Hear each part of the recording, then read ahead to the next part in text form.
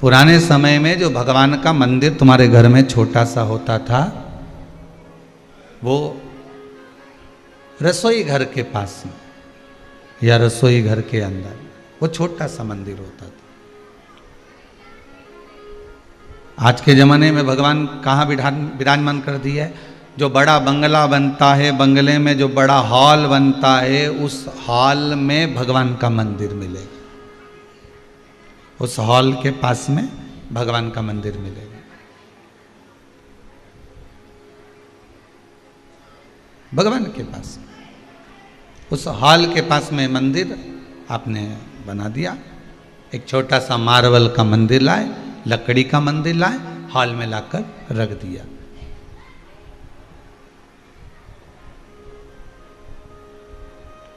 क्या पुराने जमाने के लोगों में बुद्धि की कमी होती थी क्या? अरे बोलो तो जम के नहीं। जितना विवेक, जितनी बुद्धि, जितना बल, जितना धैर्य, जितना धीरज, जितनी श्रद्धा, जितना विश्वास पुराने समय के लोगों को होता था, उतना आज नहीं हो पाता। उनमें जो विवेक था, बुद्धि थी, वो बड़ी प्रबल थी। रसोई घर में क्यों रखते थे भगवान को? रसोई घर के अंदर क्यों भगवान का छोटा सा मंदिर होता था? कि रसोई घर के अंदर कोई बाहर का व्यक्ति प्रवेश नहीं करता। रसोई घर के अंदर माताएं भी प्रवेश करती थी। अगर रजो धर्म से हो जाती थी तो फिर वो रसोई घर में नहीं जाती थी। पहले की माताओं में, पहले के लोगों में कितना विवेक था कि रसोई घर में नारी अगर अशुद्ध हो गई तो प्रवेश नहीं करेगी, बाहर का व्यक्ति प्रवेश नहीं करेगा, कोई रसोई घर के अंदर नहीं जाएगा। भगवान के लिए जो भोजन बनेगा, रसोई घर में ही भोजन बना, रसोई घर में भगवान पालेंगे, वहीं की वहीं भोग लग जाएगा, वहीं की वहीं श्रृंगार हो जाएगा, वहीं की वहीं दर्शन हो जाएगा, वहीं की वहीं आराधना हो जाएगी। पहले के लोगों में विवेक, बुद्धि, श्रद्धा, विश्वास, भाव और निर्मलता बड़ा प्रबल होता था।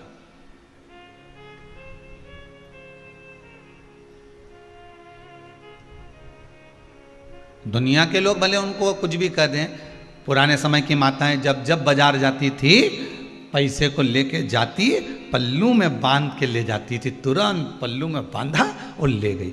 और आज के जमाने की माताएं कहाँ में ले जाती हैं? पर्स के अंदर। क्या उनके यहाँ झोला नहीं था जो पल्लू में बांध के जाती थी? अरे मुंह से तो बोलो, सब जितने आस्था पर कथा सुन रहे सब बोलो। उनके यहाँ क्या झोला नहीं था? उनके यहाँ क्या पर्स नहीं था? बैग नहीं था? सब था, पर पल्लू में बांध कर ले जाती थी। कारण क्या था? पल्लू को खोला, निकाला, दिया, फिर लिया, फिर बांध लिया। और आज के जमाने की माताएं चामड़े के पर्स में लेके गई, ऑटो में आ रही थी, ऑटो में छूट गया, बस में आ रही थी, बस में छूट गया, घर से चली थी, घर में छूट गया, दुकान पर बैठी थी, दुकान पर छूट गया, पार्लर में गई थी, पार्लर में छूट गया। 50 बार आपने सुना होगा कि पर्स छूट गया, पर कभी पुराने जमाने की माताओं से पूछा कि पल्लू कहीं छूट गया? नहीं। बस उनसे हमें यही सीखना है। चामड़े के पर्स में रुपया रखोगे, कहीं छूट जाएगा। चामड़े के इस शरीर में भजन को रखोगे तो ये शरीर यहीं छूट जाएगा। आत्मा के पल्लू में बांध कर रखोगे तो परमात्मा तक पहुंच जाएगा। आत्मा के पल्लू में इस शिव नाम को बांध लेना, शंकर के नाम को बांध लेना।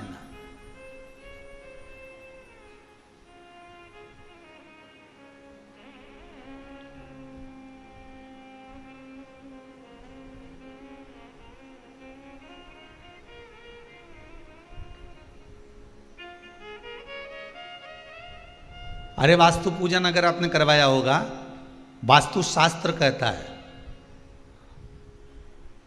कभी आपने ध्यान दिया होगा, जब किसी प्लाट का पूजन होता है, वास्तु शास्त्र, जब किसी प्लाट का पूजन होता है कि यहाँ पर हमको मकान बनाना है, या हमको दुकान बनाना है, या हमको बंगला बनाना है, या हमको हमारा फार्म हाउस बनाना है, तो प्लाट का पूजन होता है कि नहीं होता? अरे बोलो तो जम के, होता है कि इसका हमें भूमि पूजन कराना है। तुम पंडित जी को लेकर गए, पंडित जी ब्राह्मण देवता, हे प्रभु आप आओ पूजन कराओ।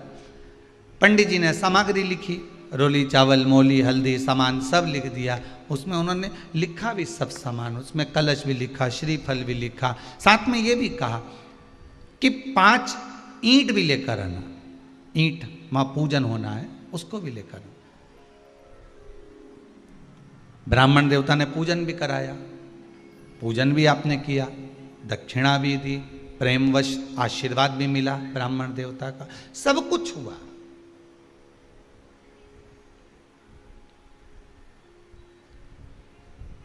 वास्तुशास्त्री को बुलाया, वास्तु वाले ने बताया कि ऐसा मकान बनाना, प्लाट में इधर इतना छोड़ देना, ये कोने में ये कर लेना, इस कोने में वॉशरूम बनाना, इसमें रसोई घर बनाना, इसमें भोजन। बोलो सही है कि गलत है?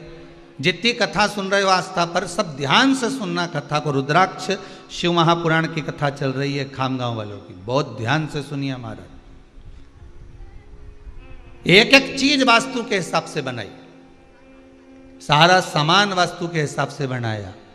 फिर मकान में, दुकान में, बंगले में ऐसी कौन सी कमी रह गई कि ना तो शांति है, ना लक्ष्मी टिक रही है, जो देखो बड़बड़ करे, क्रोध करे, चिड़चिड़ करे, जरा जरा से बच्चे नहीं सुने, बहुएं हमारे कहने में नहीं चले, बेटा बेटी हमारे कहने में नहीं चले। जब तुमने पूरा वास्तु के हिसाब से बंगला बनाया, तुमने सब कुछ देखकर बनाया, पूजन अर्चना आराधना, यहां तक कि सब कुछ अपन ने अच्छा करा, गृह प्रवेश भी अच्छा करा, सारा विधान अच्छा हुआ, फिर कारण क्या रह गया?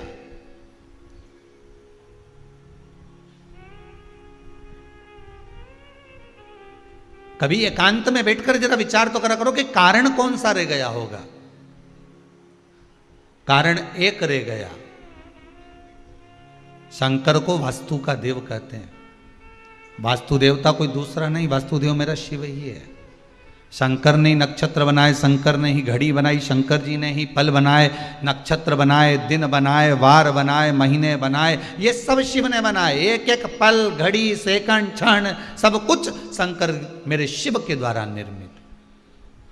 तो वास्तुशास्त्र कहता है, पंडित जी ने पूजन कराने के बाद बोल दिया आपको कि ये ईंट जो है, जब ये मकान बनाओगे तो इसको लगा देना। बोला था कि नहीं बोला था? ये लगा देना। अब जो आप ईंट लेकर आए,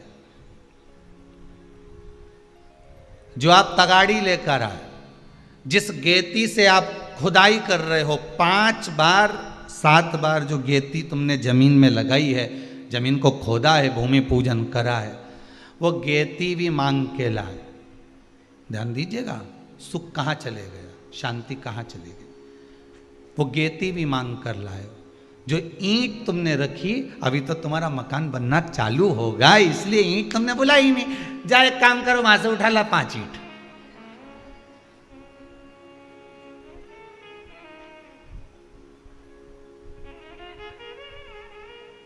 बच्चे कह भी देते हैं, दादी चोरी कर रही हो। दादी बोलती कहीं नहीं, अपना बनेगा, तुम 5 ईंट अपन दे देंगे। अब ईमानदारी से बोलो, 5 ईंट किस किस ने लौटाई वापिस? एक ने भी लौटाई नहीं लौटाई। तो वो जो 5 ईंट तुम दूसरे के यहां से बिना पूछे, बिना ताछे, बस उठा कर लिया है और वास्तु पूजन के अनुसार तुमने रख दिया, मकान में उसको लगवा दिया, संभाल संभाल के रखी। अब जो तुमने मकान में लगवाई है, पुण्य की कमाई और पाप की कमाई वो फिट हो गई। अब ऐसी फिट हुई है कि ना वो शांति दे रही है, ना वो लक्ष्मी रुकने दे रही है। वास्तु शास्त्र का पूजन केवल वास्तु मकान, बाथरूम यहां बना लो ने, रसोई घर यहां बना लो ने, हाल यहां बना लो, इससे वास्तु पूजन की महत्वता नहीं है। महत्वता यह है कि गारा क्या लगा है, महत्वता यह है कि ईंट कैसी लगी है, महत्वता यह है कि सीमेंट कैसी लगी है।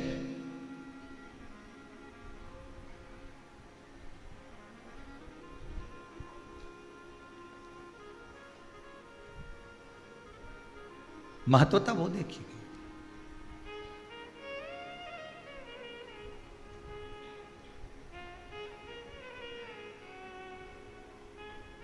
छोटी छोटी गलतियां हम अपनी जिंदगी में बहुत करते हैं और बाद में फिर उस गलती के पीछे हमको रोना आता है कि मेरे घर में से शांति कहाँ चली गई, मेरे घर में से सुख कहाँ चले गए। मैं पहले छोटे से मकान में रहती थी, जरा से मकान में रहती थी और मामा काका बुआ फूफा सब आते, एक हाल में सोकर चले जाते, प्रेम से भोजन करते, सब तारीफ भी करते, खूब आनंद में 8-8 10-10 दिन तक पड़े रहते। मेरे रिश्तेदार सब आते, कहीं देवरानी के जेठानी के सब पड़े रहते, यहीं पर यहीं रहते। छोटे से मकान में कितनी शांति थी, कितना सुख था। और जब से ये बंगला बनाया, जब से ये बिल्डिंग बनाई, शांति तो ना जाने कहाँ खो गई है, सुख ना जाने कहाँ चले गया है, ना जाने कहाँ पहुँच गया। अब हम उसको ढूंढ रहे हैं। शिव पुराण, रुद्राक्ष शिव महापुराण की कथा कहती है कि उस शांति को पाने का फिर प्रयास क्या हो सकता है।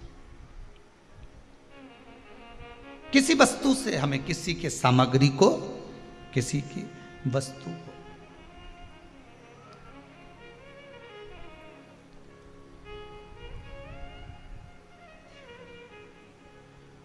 क्यों लेकर आए हम किसी की बेकार वस्तु को लेकर आ भी गए और उस बेकार वस्तु को ले जाकर हम लेकर आ गए और हमने उसका प्रयोग कर लिया। कहीं हमें वो अशांति उत्पन्न ना कर दे।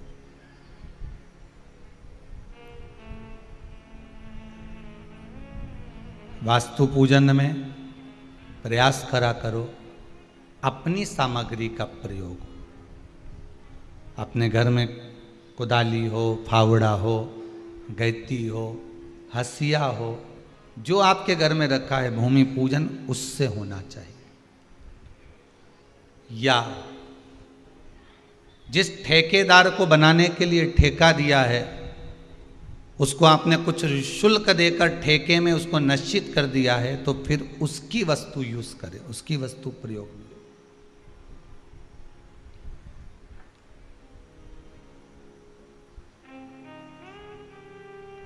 नहीं ईंट, 5 कंकर रख लो, वही कंकर बाद में आप भले दीवार में चुनवा दीजिए, पर प्रयोग।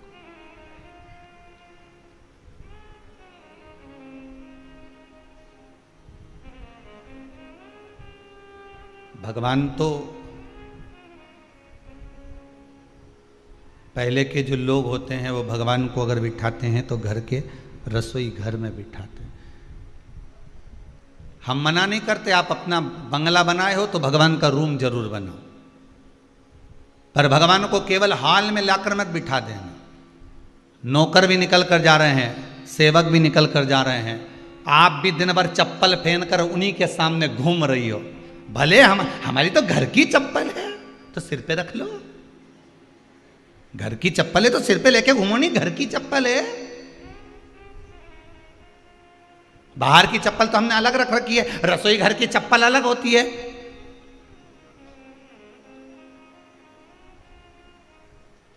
चप्पल तो चप्पल ही होती है। अरे बोलो तो जम के जरा। नहीं तुम एक काम करो, जो मांग का जो वो बेंदा होता है नहीं, टीका, उसको पाँव में पहन ले और पाँव की चप्पल के सिर पे पहन ले, ऐसे कान में लटका ले दो। नहीं लटका के तो देखो लोग क्या कहें, हम भी तो जाने जरा, हम भी तो सोचें कि दुनिया के लोग क्या कहते हैं। फिर वो चप्पल जो कान में लटकी रहेगी अच्छी बड़ी वाली तुम्हारी पाँव की, तो दुनिया के लोग क्या कहेंगे, ए मूर्ख है कि पागल है ये, चप्पल को सिर पे लेके घूम रही है। अब तुमने चप्पल को इतनी प्रतिष्ठा प्रदान कर दी कि ये तो हमारे रसोई घर की है, रसोई घर की, ये हमारे हॉल की है। तो फिर एक काम करना, वसीयत में लिख जरूर देना कि अंतिम समय में मैं जब मरूं तो हमारी चप्पल जरूर पिना देना। जितने भी मर कर गए हैं किसी के पांव में चप्पल और जूता नहीं था। और कब तक काया को संवारोगी री जी हो, कब तक? जोर जवानी ढलक जाएगी, बचपन गया जवानी गई अधेड़ी गई बुढ़ापा आ गया, कब तक संवारोगे?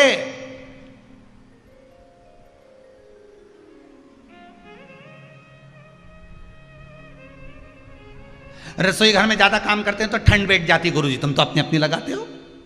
अब इतनी ठंडी बैठ जाए तो एक बात बता, आज से 10 साल पहले तेरे को ठंडी नहीं बैठी, 8 साल पहले ठंडी नहीं बैठी, 5 साल पहले ठंडी नहीं बैठी। जैसा इस शरीर को बनाओगे वैसा ये शरीर बनता है। रात्रि को तुम्हारी आदत हो गई कि 3 बजे तुम्हें नींद खुलेगी, तो तुम्हें कोई अलार्म नहीं लगाएगा। 1-2 बार अगर तुम्हारी 3 बजे नींद खुल गई तो चौथे दिन से 3 बजे खुलेगी। भले वो पेट दुखने लगे, भले तुमको कहीं जाना पड़े, पर आधी रात को अगर तुम्हारा 2 दिन नियम हो गया कि ये शरीर 3 बजे 2:45 बजे बस नींद खुले, फिर तो वो खुल के मानेगी। चाहे तुम कितनी करवट बदलो, भले तुम फिर उसके बाद सो जाओ, पर वो खुलेगी जरूर, ये पक्का है, क्योंकि शरीर की आदत हो।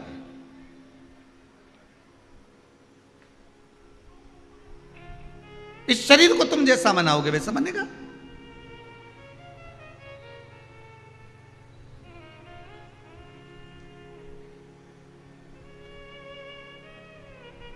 वो वाली बात याद कर लो थोड़ा सा।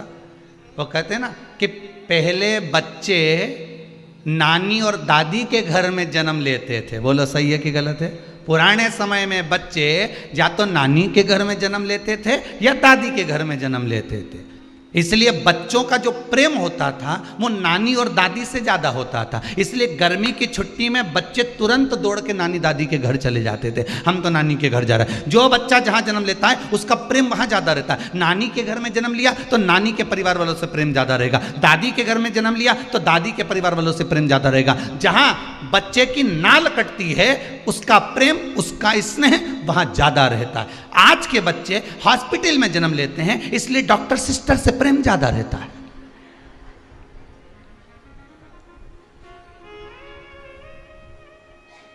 पहले नानी के घर ज्यादा जाते थे, दादी क्या हुआ तो दादी के घर ज्यादा जाता था। आज के जमाने में बच्चा जब जन्म हॉस्पिटल में रह रहा है तो बस जरा सी छींक आई हॉस्पिटल भागो, जरा सा कुछ हुआ हॉस्पिटल भागो। क्यों? क्योंकि उसको याद आती है हमारी मासी, सिस्टर,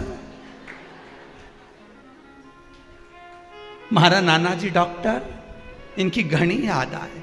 जब तक महीने भर में, 1.5 महीने में, 2 महीने में एक आध बार क्लिनिक हॉस्पिटल नहीं चले जाए, बच्चों की आदत होती है।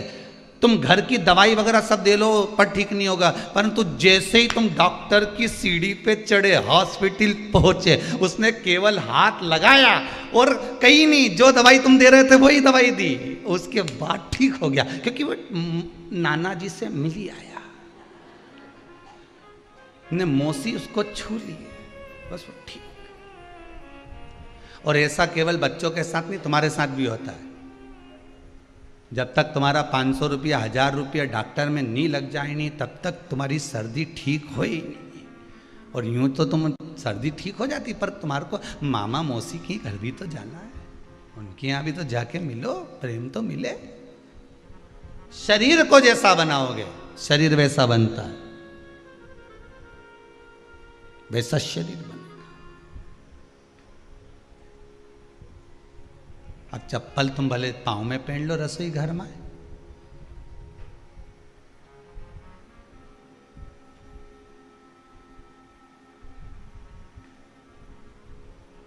पाँव अच्छा दिखना चाहिए गुरुजी, बहुत जोरदार। और मन, नर कपड़न से डरत है और नरक पड़न से ना है। कपड़े में दाग लग जाए तो नहीं पहनूं, में पीला कलर बहुत सारा लग गया हो, यहाँ इतना जो बाजू बाजू है ना, हमारी बनियान ना जाने कहाँ गला दी, किस कपड़े के साथ गला दी, वो एक बाजू मेरी इतनी इतनी पीली हो गई, मैं नहीं पहनूं। जा, कपड़े में दाग लग गया तो कपड़ा छोड़ दिया,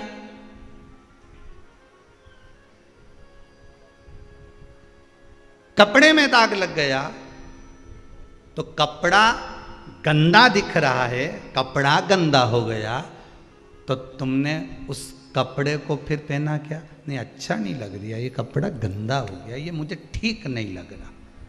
तो जब जब तुम्हारा मन गंदा हो जाए तो भी तो विचार करो करो कि आज मैंने झूठ बोल दिया, आज मैंने छल कर दिया, आज मैंने बेईमानी कर दी, आज मेरा मन गंदा हो गया। अब मैं कुछ भी हो जाए ऐसा काम कभी नहीं करूंगी कि जिससे मेरा मन गंदा हो। तुमने कपड़ा छोड़ा, वैसे वो भी छोड़ो।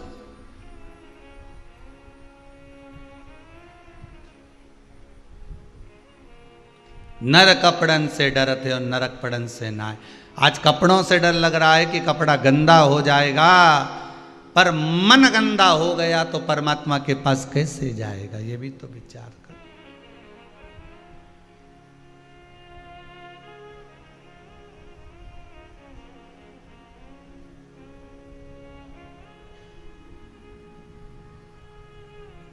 वो एक लाइन गई ना, मेली चादर ओढ़ के द्वार तिहारे।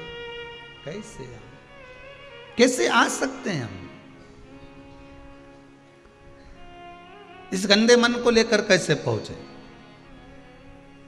भजन, भोजन, धन, नारी, मंदिर, पूजन, पाठ, अर्चना।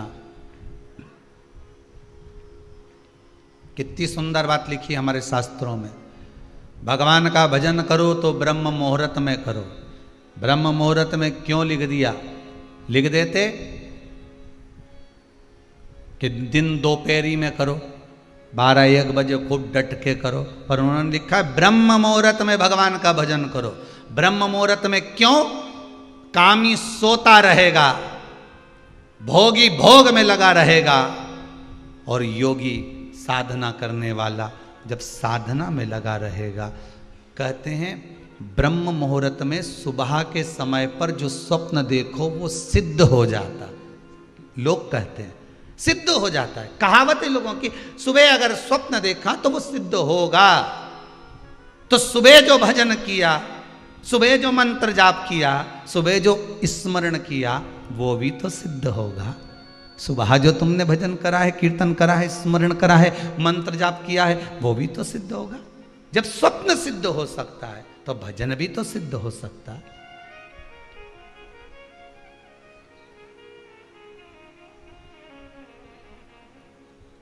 12 बजे से पहले नींद नहीं आए,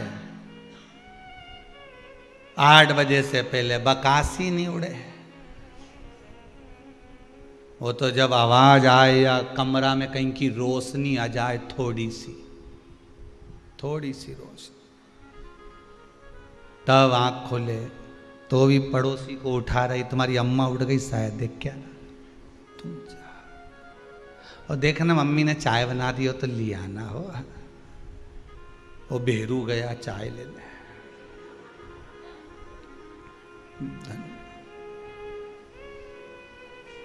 चाय दे रहा, मैडम गुड मॉर्निंग, चाय पियो।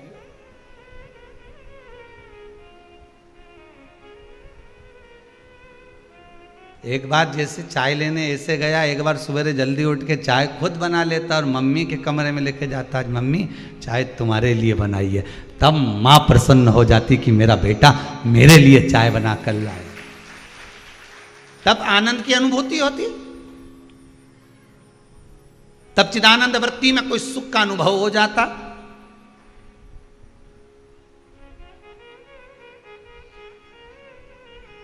अरे सुधर जाओ रे,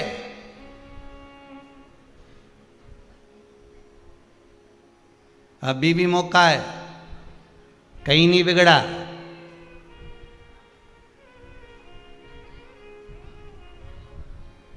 और निवेदन एक फिर करूंगा, जिनके रसोई घर में चप्पल जाती हो, भरे रसोई घर की चप्पल जा रही हो, रसोई घर में जिसके घर में चप्पल जाती हो और कोई के ये तो हमारे रसोई घर की है, निवेदन है मेरा, उस रसोई घर के भोजन को भगवान को भोग मत लगाना, बिल्कुल मत लगाओ। और कभी ब्राह्मण को भी भोजन करा रहे हो 16 श्राद्ध में और रसोई घर में चप्पल पहनकर भोजन बना रहे हो, तो ब्राह्मण को भी ऐसा भोजन मत करा।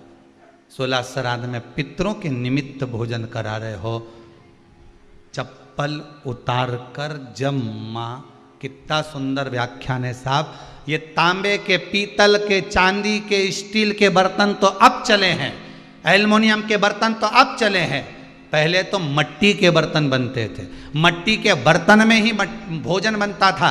जगन्नाथपुरी में जाकर देखिए, जगदीश में जाकर देखिए, जगन्नाथपुरी में मट्टी के हंडे में भोजन तैयार होता है, मट्टी के हंडे में भोजन बनाया जाता है। तो कहाँ, अगर आज के कली काल में मट्टी के हंडे नहीं है, मट्टी के बर्तन नहीं है, तो कम से कम मट्टी से तुम तो जुड़े रहो। तुम्हारा पांव जब मट्टी पर पड़ेगा, पत्थर पर पड़ेगा, तो उसका थोड़ा सा अंश उस भोजन में जाएगा, तो व्यक्ति बीमार नहीं पड़ेगा। इसलिए उस तत्व को जोड़ो, भूमि तत्व को शरीर से जुड़ा होना चाहिए। भोजन बनाते समय भूमि तत्व हमारे शरीर से जुड़ा हो, पर भूमि तत्व हमारे शरीर से जुड़ा कहाँ रहता? नीचे तो चप्पल पहन रहे, तो तत्व कहाँ से जुड़ेगा? अब क्या स्वाद नहीं आ रहा, तो स्वाद कहाँ से आएगा? भूमि तत्व। भगवान ने भी मिट्टी को खाया है, मेरे ठाकुर भी मिट्टी को खा गए, ब्रज की रज को खा गए, कि इसमें स्वाद क्या है उसको जानने के लिए। तो किसी ने ठाकुर जी से पूछ लिया, ये तो बताओ कि तुम मिट्टी क्यों खाए, मिट्टी खाने का कारण क्या था? तो मेरे ठाकुर जी, मेरे द्वारकानाथ ने कह दिया, मिट्टी मैंने इसलिए पाई थी कि मैं जानना चाहता था कि जानकी जी जिस मिट्टी से जन्मी उसी मिट्टी में समा गई, तो जानकी जी ने इस मिट्टी को, इस भूमि को, इस पृथ्वी को पसंद क्यों करा? जन्म लेने के लिए भी और समाने के लिए भी। आखिर इस मिट्टी में, इस भूमि में है क्या? मैं उसको जानने के लिए भक्षण करा हूं, उसको पाने के लिए मैंने पाया। तब समझ में आया कि ये संसार में कुछ नहीं है, एक दिन ये मिट्टी की काया मिट्टी में ही मिल जाना।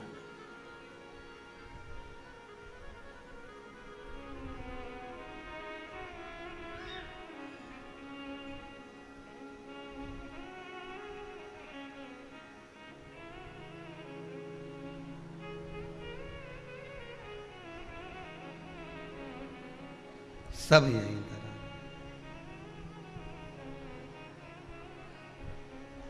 अब तत्व देखिए, तत्व देखिएगा। कई लोग कहते हैं महाराज जी, जिस रुद्राक्ष को हम पहनते हैं, उस रुद्राक्ष को कहाँ नहीं पहनकर जाना चाहिए? 5 स्थान बताएं जहां रुद्राक्ष पहनकर नहीं जाया जाता। कितने स्थान हैं? 5। और रुद्राक्ष को 5 स्थान पर पहनकर नहीं जाते, पर रुद्राक्ष के लिए वर्णन किया गया है कि रुद्राक्ष कब कब उतार कर उसको वापिस अभिमंत्रित करना चाहिए। 5 जगह पहनकर नहीं जाना चाहिए, और रुद्राक्ष को अभिमंत्रित करना मतलब सीधा अमावस्या के दिन, पूर्णिमा के दिन, शिवरात्रि के दिन, श्रावण महीने के सोमवार को, प्रदोष के दिन, ये दिन आपके शरीर में जहां पर भी रुद्राक्ष है, आपके गले में अगर आप रुद्राक्ष पहने हो, आपके हस्त कमल में आप रुद्राक्ष पहने हो, आपने अपने पास में कहीं रुद्राक्ष रख रखा है, तो उस रुद्राक्ष को अमावस्या, पूर्णिमा, शिवरात्रि या श्रावण का सोमवार या प्रदोष आदि, इस दिन उस रुद्राक्ष को एक बार दूध में धोने के बाद उसमें थोड़ा सा सरसों का तेल अवश्य लगाना चाहिए। क्या होगा उससे? उससे होगा क्या? शिव महापुराण की कथा कहती है, महाराज रुद्राक्ष को दूध में धोने के बाद, स्नान कराने के बाद जल से स्नान कराया, थोड़ा सा सरसों का तेल लगा दिया। महाराज क्या मिलता है उससे? तो कहा उस रुद्राक्ष में बल प्राप्त होता है। कौन सा बल? जो शरीर के अंदर बीमारियां बढ़ती हैं, उस बीमारी को वो रुद्राक्ष धीरे धीरे समाप्त करना प्रारंभ कर देता है। पर एक और चीज याद रखना, जिस रुद्राक्ष के पानी को आप बीमारी के समय पर गलाकर पीते हो, उसमें सरसों का तेल नहीं लगाना।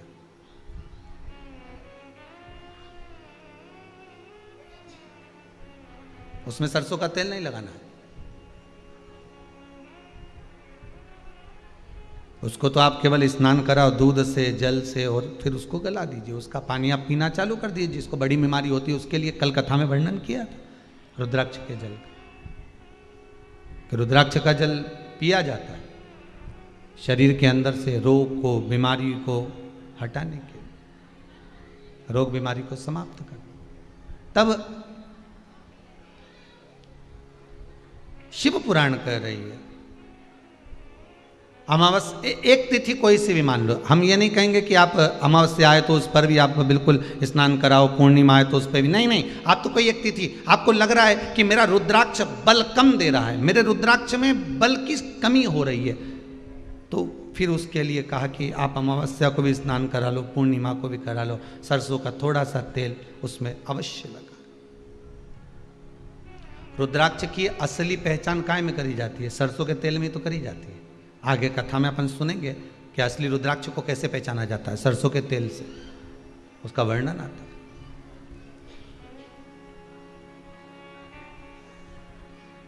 उसमें बल की प्रबलता आ जाती है। 5 स्थान बता दिए, 5 जगह बता दी, 5 स्थान निश्चित कर दिए जहां पर रुद्राक्ष को पहनकर नहीं जाना। पहला, किसी की मृत्यु वाली जगह पर। दूसरा, जहां पर बच्चे का जन्म हुआ हो।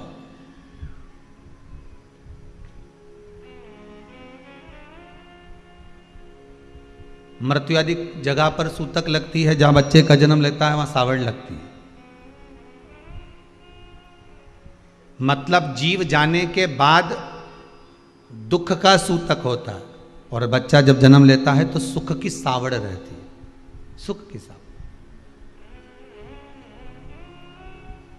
2 स्थान। तृतीय स्थान, तीसरा स्थान दिया जहां पर वैश्यावृत्ति होती हो, या महाराज मदिरा का पान होता हो, उस स्थान पर रुद्राक्ष को नहीं ले जाया जाता।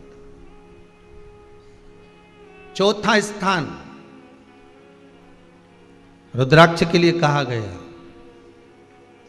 जिस स्थान पर आपको ज्ञात नहीं है और आपको लगता है कि ये स्थान अज्ञात है, यहाँ पर कई जगह पर कुछ जीवों की हत्या हुई है या किसी जीव को नष्ट किया गया है, उस स्थान पर रुद्राक्ष को नहीं ले जाना चाहिए।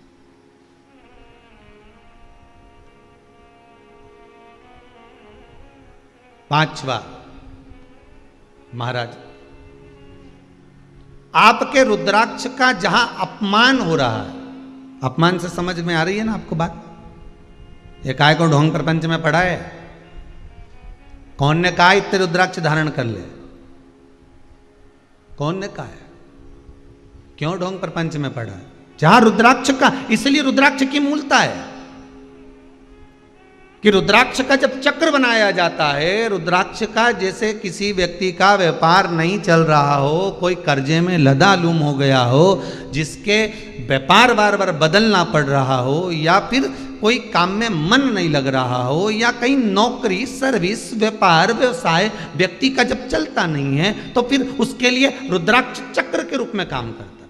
जैसे सुदर्शन चक्र चलता है, ऐसे रुद्राक्ष का चक्र चलता है। रुद्राक्ष चक्र कितने रुद्राक्ष से बनता है? तो कहा 9 रुद्राक्ष से बनता है।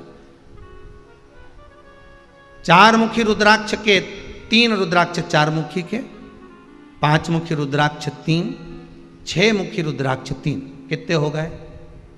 जम के बोलो 9 रुद्राक्ष हो गए। लाल धागे में एक रुद्राक्ष को 4 मुखी को पहले ले लो, फिर उस रुद्राक्ष के बाद में उसको 1.25 गांठ लगा दो। 1.25 गांठ लगाई धागे में, फिर 5 मुखी रुद्राक्ष, फिर 1.25 गांठ, फिर 6 मुखी रुद्राक्ष, फिर 1.25 गांठ, फिर 4 मुखी रुद्राक्ष, फिर 5 मुखी, फिर 6 मुखी, सवा सवा गांठ लगाकर चक्र तैयार कर लिया जाता है और उस चक्र को तैयार कर कर व्यक्ति शिव मंदिर में ले जाकर शंकर जी के उस शिवलिंग पर रखकर चढ़ाकर भगवान शंकर को केवल 3 वस्तुएं समर्पित कर दे। पहला धतूरा, दूसरा बेर, बेर मतलब बोर जो खाते हैं बेर, तीसरा काली तिल, ये शंकर जी को समर्पित कर दे, स्नान कराए, वापिस उस रुद्राक्ष को लेकर आ जाए और अपने गले में धारण कर ले। ऐसा कौन सा काम है जो कार्य सफल नहीं होता होगा? व्यापार भी होगा, व्यवसाय भी होगा और सर्विस भी लगे। बस उस चक्र को, शिव का जो चक्र है, सबसे पहले सुदर्शन चक्र था ही किसका? आपको पहले भी कथा में कहा कि सुदर्शन चक्र किसका था? भगवान विष्णु को तो बाद में मिला जब उन्होंने कमल के पुष्प समर्पित करे। और कमल के पुष्प जब समर्पित करे और कमल का पुष्प कम पड़ गया तब भगवान विष्णु ने अपना एक नेत्र निकालकर भगवान शंकर को समर्पित करा, तब भगवान त्रिनेत्रधारी हो गए। और भगवान शंकर ने देखा कि मेरे नारायण जिन्होंने मुझे नेत्र दिया है मैं इनको क्या दूं? तब भगवान उसी समय पर मेरे ओघड़ दानी ने, मेरे शंकर ने, मेरे शिव ने अपने हाथ का सुदर्शन चक्र उठाकर भगवान विष्णु को दे दिया। भगवान त्रिनेत्रधारी हो गए, भगवान नारायण सुदर्शन चक्रधारी हो गए। तभी भगवान विष्णु ने पूछा, आपने चक्र मुझे दे दिया, आपके पास कोई चक्र नहीं है? तब भगवान ने अपने गले की रुद्राक्ष माला को उठाकर जो घुमाया, शिव जी ने कह दिया ये रुद्राक्ष चक्र का काम करता है। अच्छे अच्छे का संहार कर देना, पछाड़ देना, ये रुद्राक्ष वो है जो मेरे हृदय में बसता है। एक चक्र मेरे शंकर के पास आज भी है। वो कौन सा चक्र है? जम के बोलिए, रुद्राक्ष चक्र। रुद्राक्ष चक्र में ज्यादा मन के नहीं होते। कितने होते हैं? अभी बताया था कितने? मात्र 9। 3 4 मुखी के, 3 5 मुखी के, 3 6 मुखी।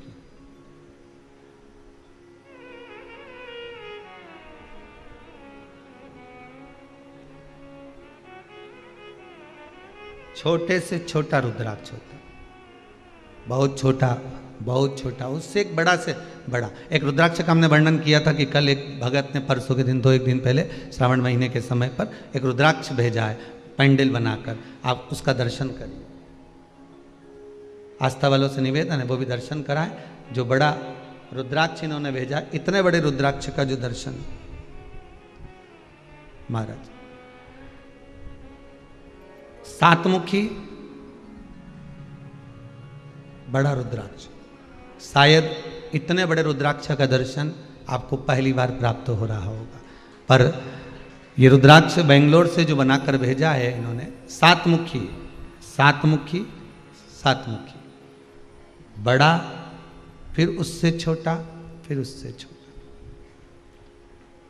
इससे भी छोटा रुद्राक्ष होता है, फिर उससे भी छोटा रुद्राक्ष होता है। ऐसा नहीं होता कि रुद्राक्ष, बड़े से बड़ा रुद्राक्ष का क्रम उन्होंने भेजा कि गुरुदेव इतना बड़ा रुद्राक्ष और उससे 7 मुखी, फिर 7 मुखी, फिर 7 मुखी, छोटे से छोटा रुद्राक्ष।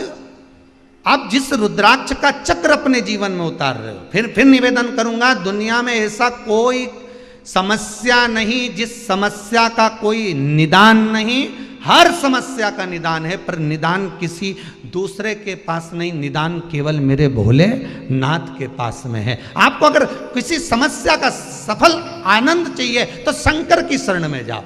आपको सीहोर आने की भी जरूरत नहीं है, आपको हमसे मिलने की जरूरत नहीं है, आपको पंडित प्रदीप मिश्रा के पास नहीं आना, आपको किसी बाबा जोगी के पास नहीं जाना, आपको किसी के बेल भभूति लेने नहीं जाना, आपको तो शिव के पास जाना। जो शंकर की वस्तु है उसको स्वीकार करो, बस शंकर की वस्तु को स्वीकारिए।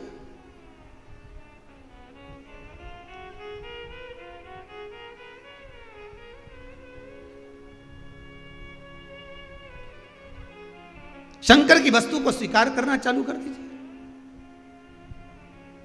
अरे भाई, शिव महापुराण की कथा तो यहां तक कहती है, यहां तक वर्णन कर रही है, जिस व्यक्ति की नौकरी नहीं लगती, सर्विस नहीं लगती, हर जगह पर अप्लाई कर रहा है, बार बार इंटरव्यू देने जा रहा है, लगातार उसको अगर सफलता प्राप्ति नहीं हो रही है तो धतूरा ढूंढो। धतूरा कहीं बाजार में नहीं मिलेगा, किसी वृक्ष से धतूरा तोड़ लिया, कुछ मत चढ़ा, तू शंकर जी के मंदिर में जाकर तेरा नाम और गोत्र बोल और शिव जी को धतूरा चढ़ाना चालू कर दे और बाबा से विनती कर, धतूरा चढ़ाना चालू कर। अब धतूरा कोई बहुत कीमती होता है क्या? बहुत पैसे का मिलेगा क्या? कहीं पे भी मिल जाएगा। धतूरा तोड़ और चढ़ा शंकर जी को। रोज नियम बना ले कि एक धतूरा मैं शंकर जी को चढ़ाऊंगा, प्रतिदिन चढ़ाऊंगा, शिव जी से जाकर निवेदन करूंगा प्रतिदिन। शंकर जी की प्रिय वस्तु में धतूरा, बेलपत्र आदि कादि की तो है, क्या है? चढ़ा रोज एक धतूरा। फिर वही धतूरा जिसके यहां तू इंटरव्यू देने जा रहा है उसी के सिर पे चढ़ गया। जो तूने शिव जी के चढ़ाया वही धतूरा वहां चढ़ा है, तू क्यों चिंता करता है? हमारे साथ हैं भोलेनाथ जी, किस बात की चिंता, किस बात की चिंता करता? चरण में रख दिया जब माथ जी, किस बात की चिंता? तेरे भोले को रहती है तेरी हर बात की चिंता। जम के बोलिए, तेरे भोले को रहती है तेरी हर बात की चिंता। हमारे साथ हैं भोलेनाथ जी, किस बात की चिंता? चरण में रख दिया जब माथ तो किस बात की चिंता? फिर क्यों सोचना?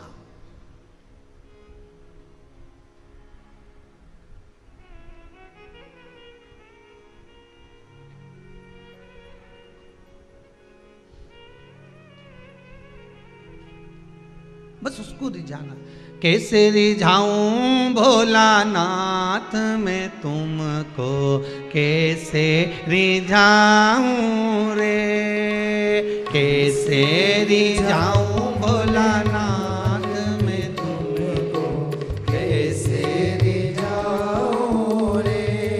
ओ कैसे रिझाऊं भोलानाथ मैं तुमको, कैसे रिझाऊं रे, कैसे रिझाऊं भोलानाथ मैं तुम्हें। भाव से गए, कैसे रिझाऊं रे। अरे तांबा का हंडा में जल भर लाई, तांबा का हंडा भाव से प्रेम से।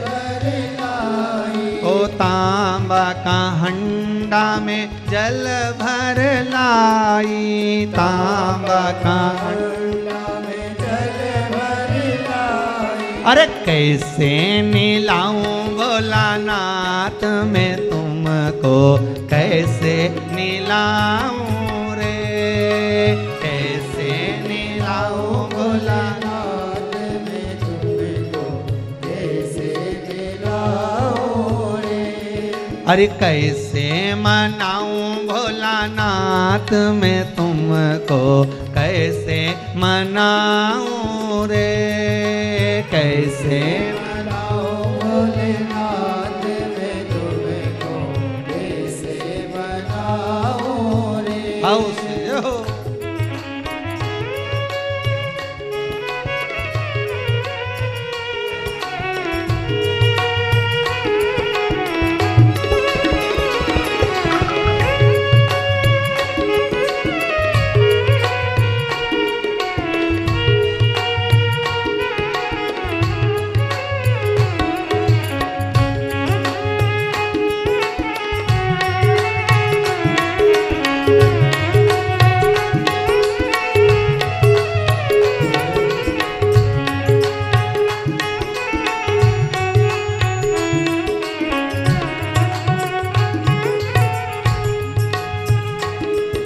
सोने की थाली में भोजन ले आई, सोने की थाली में भोजन ले आई, सोने की थाली में भोजन ले आई, सोने की थाली में भोजन ले आई। अरे कैसे जिमाऊं भोलानाथ मैं तुमको, कैसे जिमाऊं रे, कैसे जिमाऊं भोलेनाथ मैं तुमको, कैसे जिमाऊं रे। कैसे रिझाऊं भोलानाथ मैं तुमको, कैसे रिझाऊं रे, कैसे रिझाऊं भोलेनाथ मैं तुमको, कैसे रिझाऊं रे।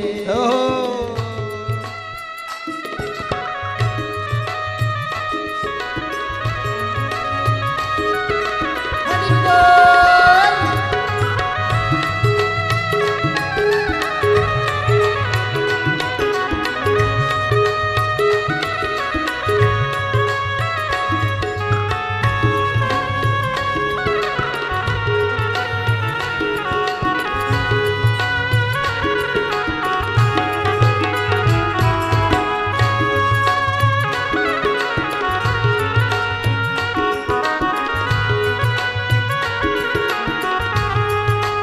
हर भोले।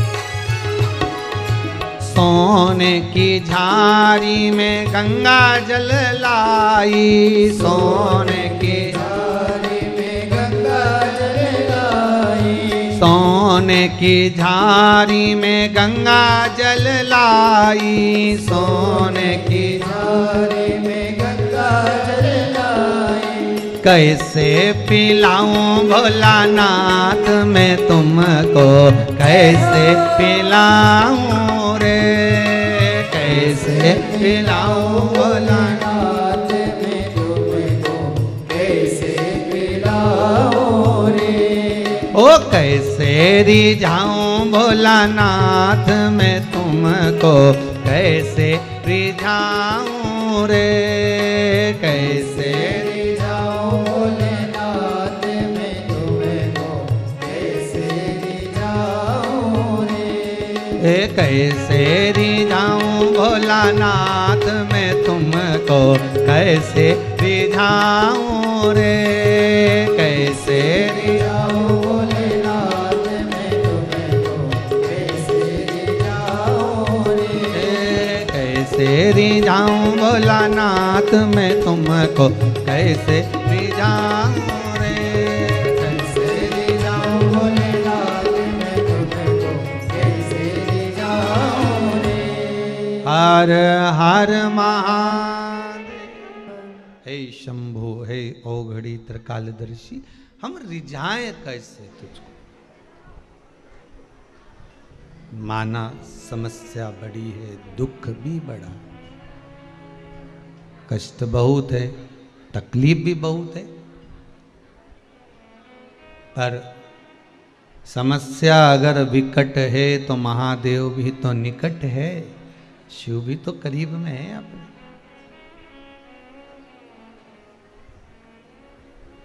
अगर विकट है भी तो शिव निकट है।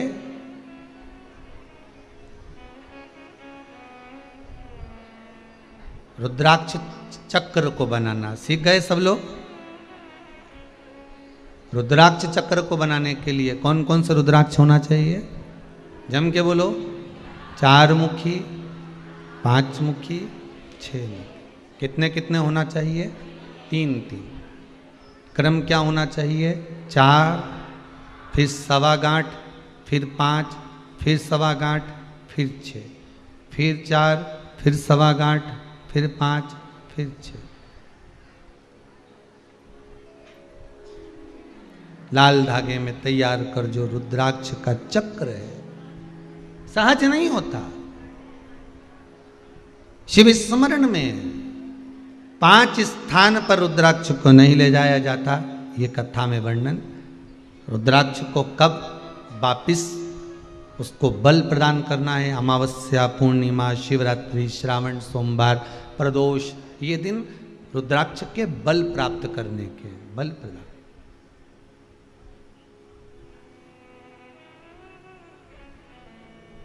शिव पुराण कह रही है शिवरात्रि, यहां रुद्राक्ष शिव पुराण कह रही है। तो प्रयास करिएगा, भजन भोजन धन और नारी पर्दे में रहे। जितने पर्दे में रहेंगे उतना सुख मिलेगा। हम जितने भजन को कर रहे हैं, जिस स्मरण को कर रहे हैं, उसको गुप्त रख कर करोगे तो ज्यादा आनंद आएगा।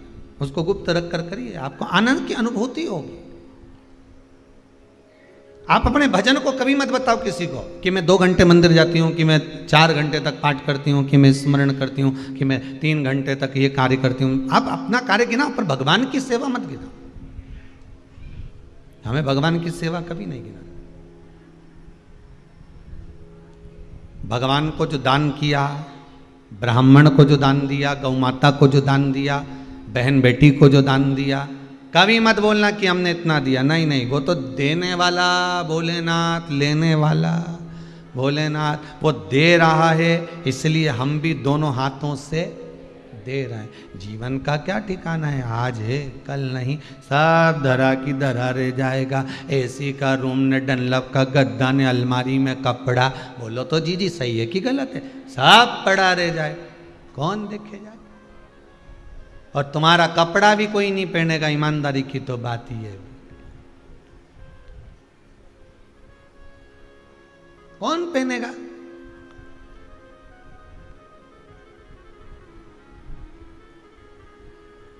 अब दूसरी जगह कौन जाए, हम तो अपनी कह दें। जब पूज्य पिताजी देवलोक गमन हुए तो उनके कपड़े भी तो अलमारी में धरे रही है, बोलो सही है कि गलत? दूसरी किसको कहने जाओगे? वो कपड़े रखे, अब वो कौन पहने? महाराज तो धोती पहने, पैंट शर्ट नहीं पहने, सफारी नहीं पहने, और जो हम पहने वो तुम नहीं पहनो। नहीं तो पहनो तो कोई दिक्कत नहीं है। किसके कपड़े किसको आ रहे, रखे। फिर वो प्रयास किया जाता है कि जो पहनने वाला हो, जो किसी को लगता हो तो देते जाओ, पहन लेगा, धारण कर। इसलिए आपसे बारंबार कहते हैं, जीवन का कोई ठिकाना नहीं। श्वास रुक जाएगी चलते चलते, शम्मा बुझ जाएगी जलते जलते, दम निकल जाएगा रोशनी का, क्या भरोसा है इस जिंदगी का। खूब भजन करो, खूब। भगवान दे दे तो कथा भी करवा लो, सत्संग भी करवा लो, भजन भी कर लो, शिव पुराण भी सुन लो।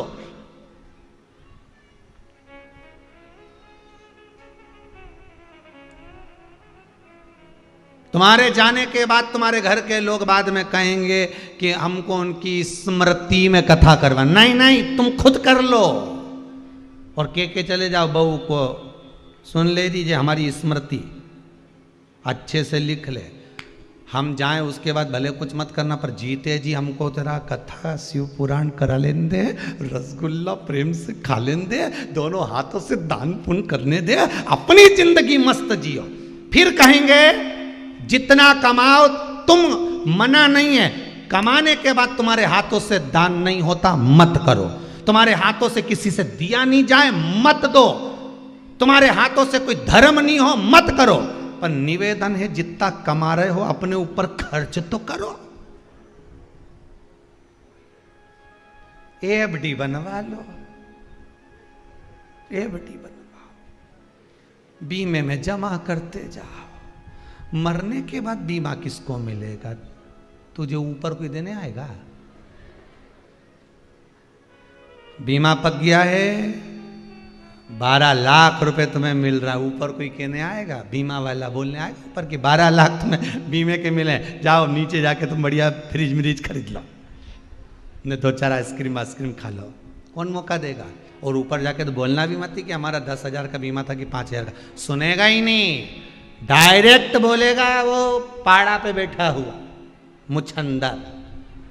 जोरदार, और हाथ में गदा और पीछे पाड़ा की पूंछ से अपन बंधे और दोचता दोचता ले जाएगा। ये सब भयंकर गरुड़ पुराण में लिखा है। खूब मारता मारता ले जाएगा, खूब जोरदार। और तुम चिल्लाओगे कि हमारा तो 10 लाख का बीमा है, तो क्या वो बीमा तेरे परिवार के काम आएगा? शिव पुराण का बीमा करा लेती तो ऊपर काम आता। बीमा तो ये है।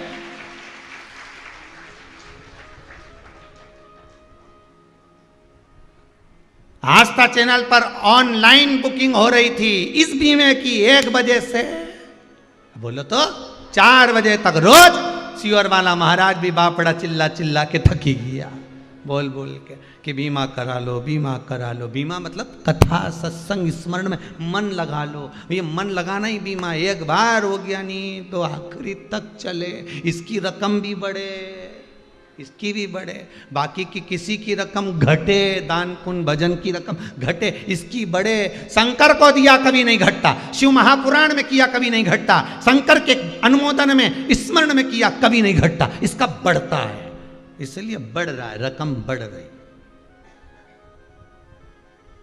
तो जितने लोग शिव पुराण की कथा सुन रहे हो, तुम घबराना मत ही न, कहीं नहीं हो। अपन तो पाड़ा की पूंछ से भी बन के नहीं जा, अपन तो जोरदार जाएंगे। बीमा जोरदार है, कहीं कर लिया।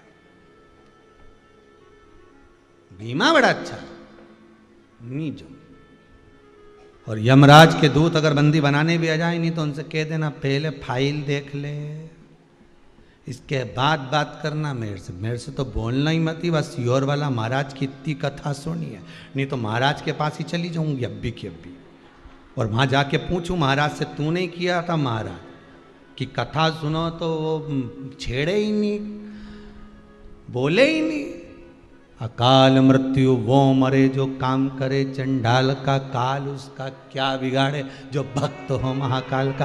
तू नहीं बोला था सियोर वाला महाराज जी? बोल देना तुम तो सियोर वाला महाराज जी से कि मैं जाऊं अब्बी की अभी। यमराज से कहते ना अब्बी जाऊं मैं सियोर, 2 मिनट नहीं लगे महाराज, अब्बी पहुंची। और मैं ही बात करूं महाराज जी से कि तुमने कहा था कि ये कुछ नहीं बिगाड़ेगा यमराज भी, क्योंकि तुमने शंकर की कथा सुनी है, तो फिर ये कैसे आ गया, ये तू आया कैसे मेरे दरवाजे पर? तो फिर यमराज भी कह देगा जी जी मैं तो कहीं नहीं, मैं तो देखने आया था। वो भी कह देगा मैं तो थारे प्रणाम करने आया था कि तूने शंकर की इतनी कथा सुनी कि थारा रोम रोम में 3.5 करोड़ रोम छिद्र में शंकर की कथा ऐसी बैठ गई, तो 9 महीने से 10 महीने से 8 महीने से 2 साल से ऐसी सुन रही है कि रोम रोम में कथा चली गई। अब तो कहीं की दूसरी पानी भी चढ़ाए तो तू के बता दे, काय को मंदिर का ले रही, घर से लाई, अब तो तू भी सुधारने का काम कर दे। रोम रोम में शिव बैठना चाहिए, नस नस में शंकर हो, नस नस में शंकर।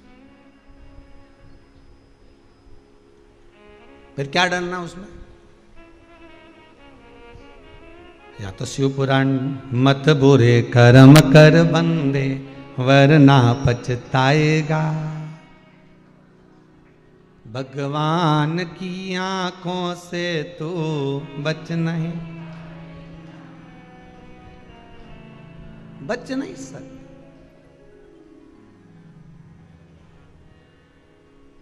नए कपड़े की प्रसन्नता इस मन को 1 दिन की रहती है। बोलो सही है कि गलत है? कपड़ा पहनने के बाद बस 2-4-8 लोगों को दिखा दिया ना, राखी पे तुमने पहन के जोरदार, दिवाली पे अपना कपड़ा वैसे तो तुम संभाल के रखो, और जो पहनी नए कपड़े की इतनी उमंगता थी, नए कपड़े का आनंद, नए कपड़े की खुशी 1 दिन की होती है। कितने दिन की? जम के बोलो, 1 दिन। नई घड़ी की खुशी 2 सप्ताह की होती है। कितने सप्ताह? 2 हफ्ते तक तुम्हें देखिए हमारी तो जोरदार घड़ी,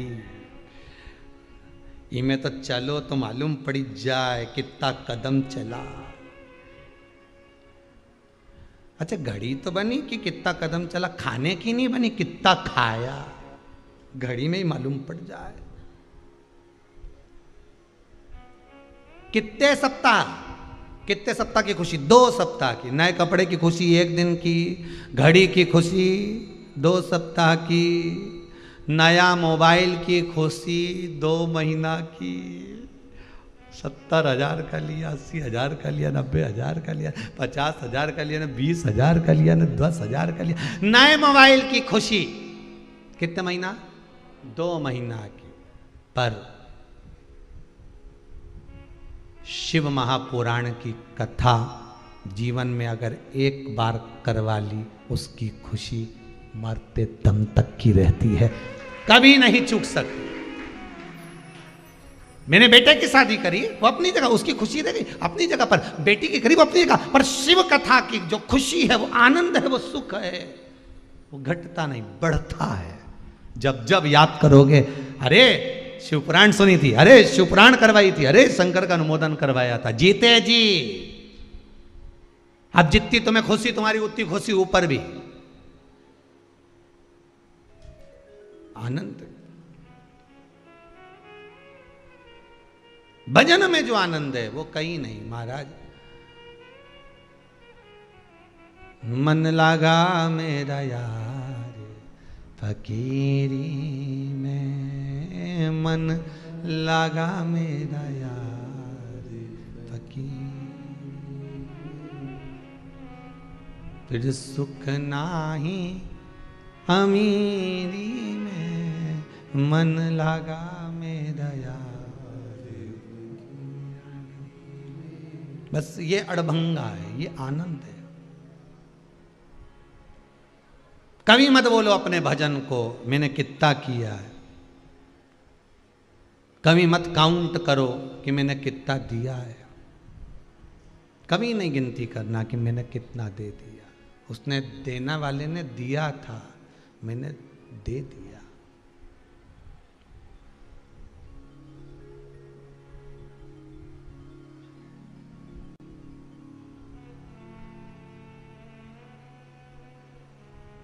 महाराज शिव पुराण कह रही है, देवऋषि नारद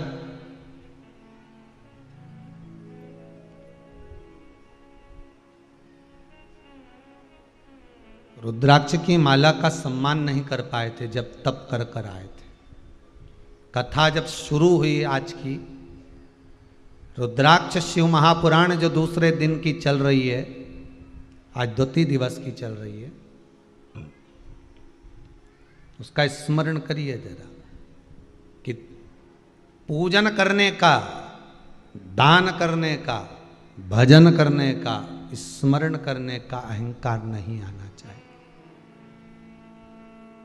मैंने कुछ नहीं दिया, भोलेनाथ जी ने मेरा हाथ पकड़ लिया, उन्होंने प्रेरणा दी कि जा वहां दान देकर आ, वहां धर्म करके आ, वहां ऐसा कर कर आ, वहां ऐसा करना। शिव कह रहे हैं तब हम जा रहे हैं। शंकर कहे तब कुबेरेश्वर धाम तक कोई पहुंच सकता है, शंकर कहे तब कोई यहां तक पहुंच सकता है, शंकर कहे तब लोग कथा तक पहुंच सकते हैं, शंकर कहे तब आप आस्था चैनल पर भी कथा सुन सकते हो, शंकर कहे तब आप कथा का अनुमोदन कर सकते हो, स्मरण कर सकते हो।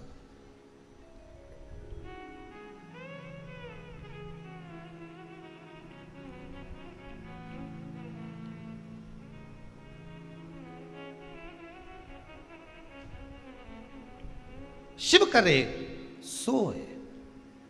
शंकर अगर, मेरे भोलेनाथ अगर प्रेरणा नहीं दे तो आप कहाँ आ रहे हो यहाँ? कहाँ आप कहाँ कथा सुन पा रहे हो? टीवी पर, टीवी के सामने बैठकर। आप कहाँ मोबाइल पर सुन पा रहे हो?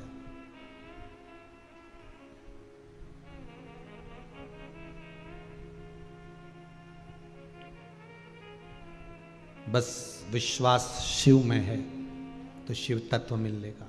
मेरा ईश्वर, मेरा भगवान, मेरा ठाकुर, मेरा भोलेनाथ, मेरा शंभू, मेरा राम, मेरा कृष्ण मिलेगा।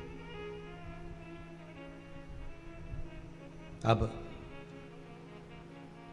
देवऋषि नारद ने सम्मान नहीं करा रुद्राक्ष की माला, भगवान शंकर ने दी थी। बस इतना जरूर कहा था माला देने के बाद कि ए देवऋषि नारद, इतना जरूर याद करो कि तुमने जो मुझसे कहा कि कामदेव को मैंने जीत लिया, जिसको आप नहीं जीत पाए, ये बात आप भगवान विष्णु से मत कहना। पर नारद जी जो माला पहनकर गए, रुद्राक्ष की माला देवऋषि नारद ने उतार कर जमीन पर पटक दी, ये माला मैं पहनूंगा? ये माला मैं पहनूंगा? रुद्राक्ष की माला महाराज ये बल प्रदान करती है, तो व्यक्ति के ब्लड प्रेशर को, शुगर को भी लेवल कर देती है। बहुत बहुत ध्यान देना महाराज। जिस दिन आपका ब्लड प्रेशर ऊंचा जा रहा हो या नीचा जा रहा हो, डॉक्टर कह रहे हैं बहुत हाई हो गया, बहुत नीचा हो गया, दवाई खाओ, मना नहीं हमारी तरफ से, आप खाओ, पर थोड़ी देर के लिए आपके घर में अगर कोई रुद्राक्ष पड़ा हो, कोई रुद्राक्ष रखा हो, क्योंकि रखे को और पड़े में अंतर हो जाता है कि तुम उसका प्रयोग तो करते नहीं हो, तो पड़ा है। बहुत सारे रुद्राक्ष, कई माताएं कह देती हमारे यहाँ बहुत सारे पड़े, पड़े का अलग संबोधन की, रखा मतलब उसका आपने प्रयोग नहीं करा। आपने उस रुद्राक्ष को, अगर शंकर का स्पर्श हुआ है, सिद्ध करा हुआ रुद्राक्ष है, तो अगर ब्लड प्रेशर ऊंचा नीचा भी हो रहा है, तो थोड़ी देर रुद्राक्ष को हाथ में रख लो, या फिर दोनों हाथ से दबाओ, मलो, या पूरी हथेली में उसको घुमाना प्रारंभ कर दो। ज़्यादा से ज़्यादा 5 मिनट 3 मिनट करना, ब्लड प्रेशर लेवल पर आ जाए। करके जरूर देखना। श्योर वाला महाराज झूठ तो नहीं बोल रिया? करके जरूर देखो, प्रैक्टिकल जरूर करो। कहीं और श्योर वाला महाराज झूठ बोले तो प्रैक्टिकल जरूर करो, बिना प्रैक्टिकल ये नहीं रहना। क्योंकि महाराज बोल रहा है कथा में से, और कथा में से निकालेगा सो बताएगा। अपन तो सब चीज रखो यहाँ पर, एक एक चीज का वर्णन रखो। जो भी चीज कोई पूछे, तुमसे भी कहीं का पूछे कि काली मिर्ची का कहाँ लिखा, तो बता देना 14वें अध्याय में 57वें नंबर श्लोक में लिखा है कि काली मिर्ची शंकर जी को चढ़ती है। तुम्हें बताने में क्या जाए? एक एक चीज का प्रूफ रखिए, रखो सामने और बताओ। तो ब्लड प्रेशर को लेवल में कर देता है रुद्राक्ष। ब्लड प्रेशर, दुनिया के लोगों बस कथा पढ़ते हैं, बस उन्होंने कहा हमने तो पढ़ी, हमें तो कहीं मिला ही नहीं। तो देखे तो ढूंढने में तो भगवान मिल जाए दादा, ढूंढो तो, ढूंढना पड़ेगा, कथा में प्रवेश करना पड़ेगा आपको। केवल ऊपर से नहीं, भीतर से, इस दिल से जुड़ो कथा में। फिर हाथ जोड़ के निवेदन है, जितने शंकर की कथा आप लोग श्रवण करने वाले श्रोता भाई बहन हैं, मेरा करबद्ध निवेदन है, श्योर वाला महाराज पे विश्वास करो ना करो, पर शंकर पर जरूर करना। वो डूबने नहीं देगा तुमको। उसने मेरे जैसे को अगर हाथ पकड़ा है तो आपका भी पकड़ेगा, यह पक्का है। उसका अनुमोदन करो, उसका स्मरण करो, जपो उसको, भजो उसको, भजो उसको।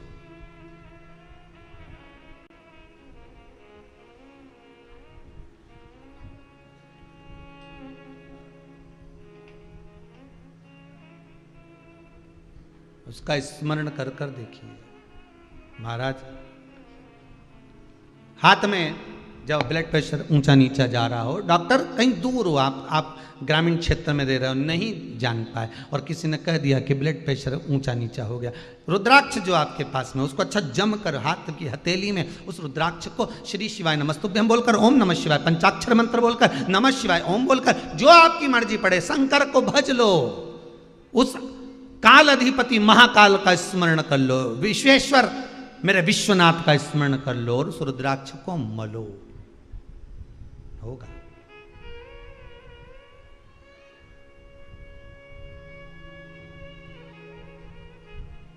शंकर का अनुमोदन करें।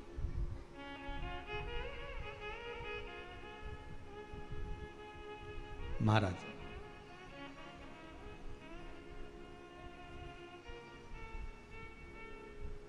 भगवान की भक्ति को आप जितना धारण करेंगे, जितना, उतना सुख का अनुभव होगा। अपमान कर दिया देवऋषि नारद ने रुद्राक्ष की माला का। रुद्राक्ष की माला का अपमान नहीं करा है, पहले तो सीधे जाकर शंकर जी का अपमान करा है। सीधे डायरेक्ट पहुंचकर शंकर भगवान के सामने जाकर डायरेक्ट पहुंचकर कहा, सीधे।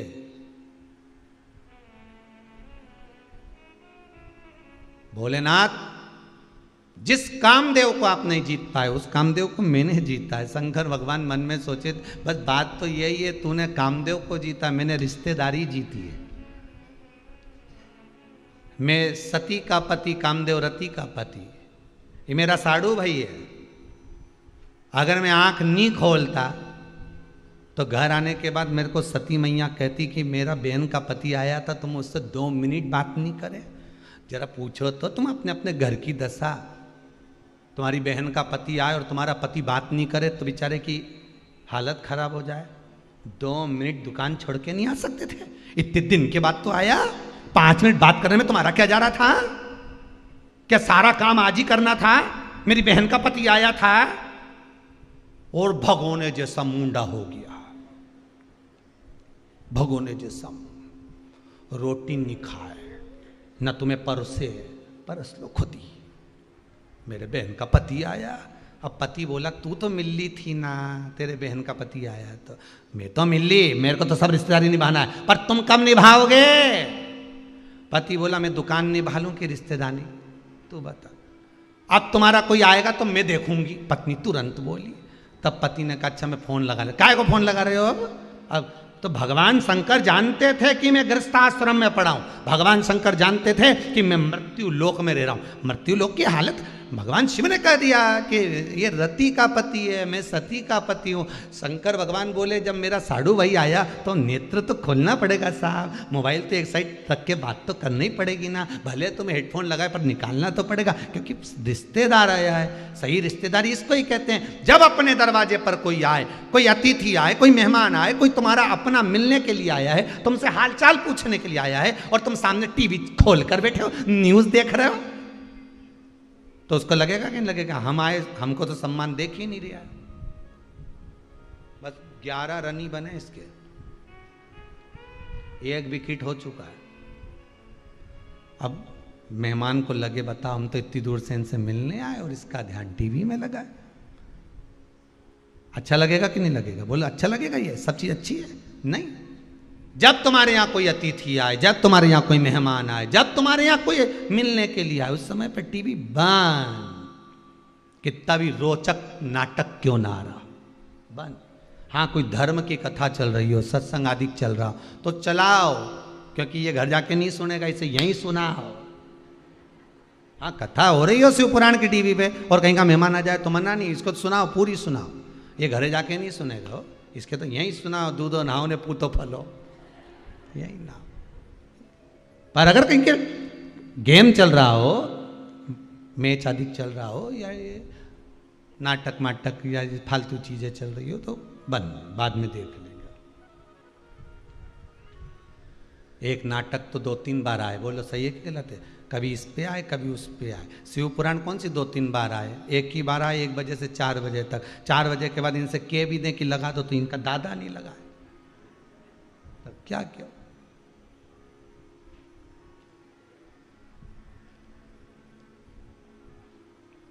तो ये तो एक ही बार मिले, और अब की तो अभी 7 दिन की होने के बाद अब इसके बाद नंबर फिर लंबा है, थोड़ा आराम विश्राम करेंगे। बहुत समय से कथा क्रम से चल रही है, फिर देखेंगे महीने भर बाद बाबा कृपा करेगा सो फिर मिलेगी। और रुद्राक्ष शिव पुराण की कथा मिल रही।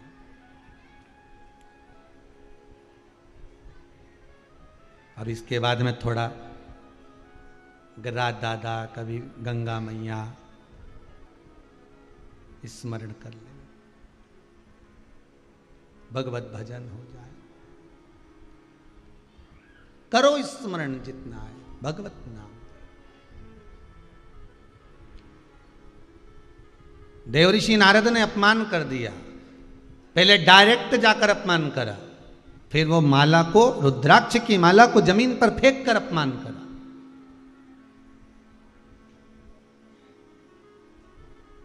बहुत कीमती है शंकर जी के ये नयन के अश्रु, रुद्राक्ष बहुत कीमती। जो मोल समझ गया ना वही जान सकता है। आपके आंसुओं का मोल वही जानेगा जो उसकी कीमत जानता होगा। नहीं तो तुम दिन रात आंसुड़ा ढलकाती रहो, कोई नहीं पूछे तुमसे, पर जो मोल समझे वही उसी के सामने रोना श्रेष्ठ है जो आंसू पोंछते समय ताना ना दे, अब शब्द ना करें। महाराज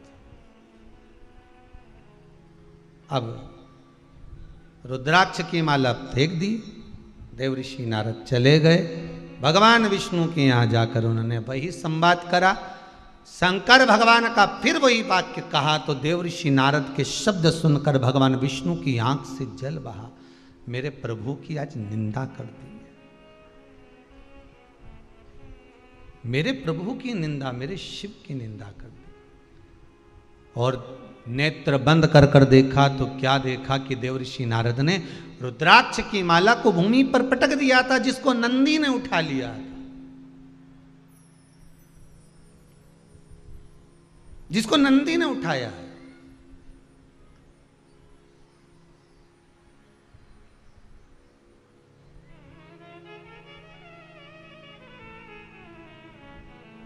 और नंदी ने उस रुद्राक्ष की माला को भगवान विष्णु शिव जी को ले जाकर दिया। प्रभु जी तो आपके गले की माला है। शंकर भगवान बोले हाँ मेरे गले की। किसको दी थी? भगवान बोले नारद जी को।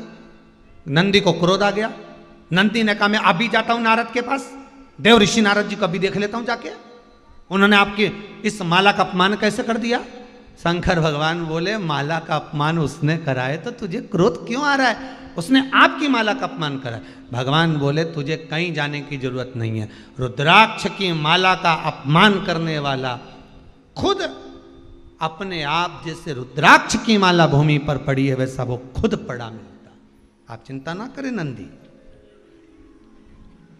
आप बिल्कुल चिंता ना करें। आप किस चीज की चिंता कर रहे हो? छोड़ दो उसको। गुरु की करनी गुरु भरेगा, चेला की करनी चेला उड़ जाएगा हंस अकेला। जो जैसा करेगा वो वैसा फल पाएगा।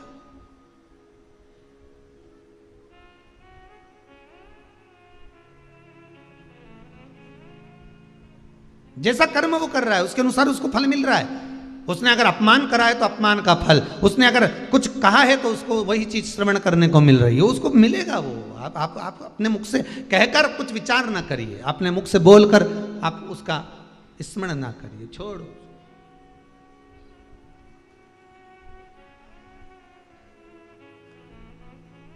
हमें उसका स्मरण नहीं करना। एक बात बड़ी सुंदर है,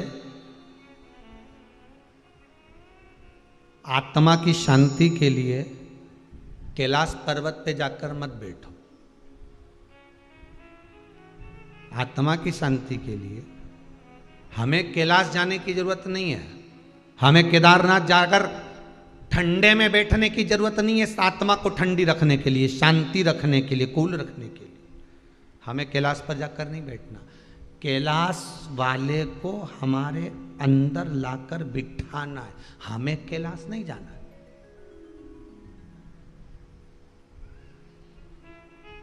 कई लोग कहते हैं गुरुजी कौन से तीर्थ में चली जाऊं मैं, बता दो, इतनी घर से दुखी हो गई, मैं तो मन करे कि तीर्थ चली जाऊं। तो भले चली जा।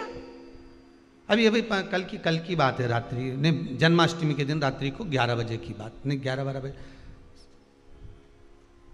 शायद 10:30 पौने 11 की बात है। कहे हमारा मन नहीं लगे घर में रहने का, अब तो मैंने सोच लिया किसी तीर्थ में जाके रहूंगी।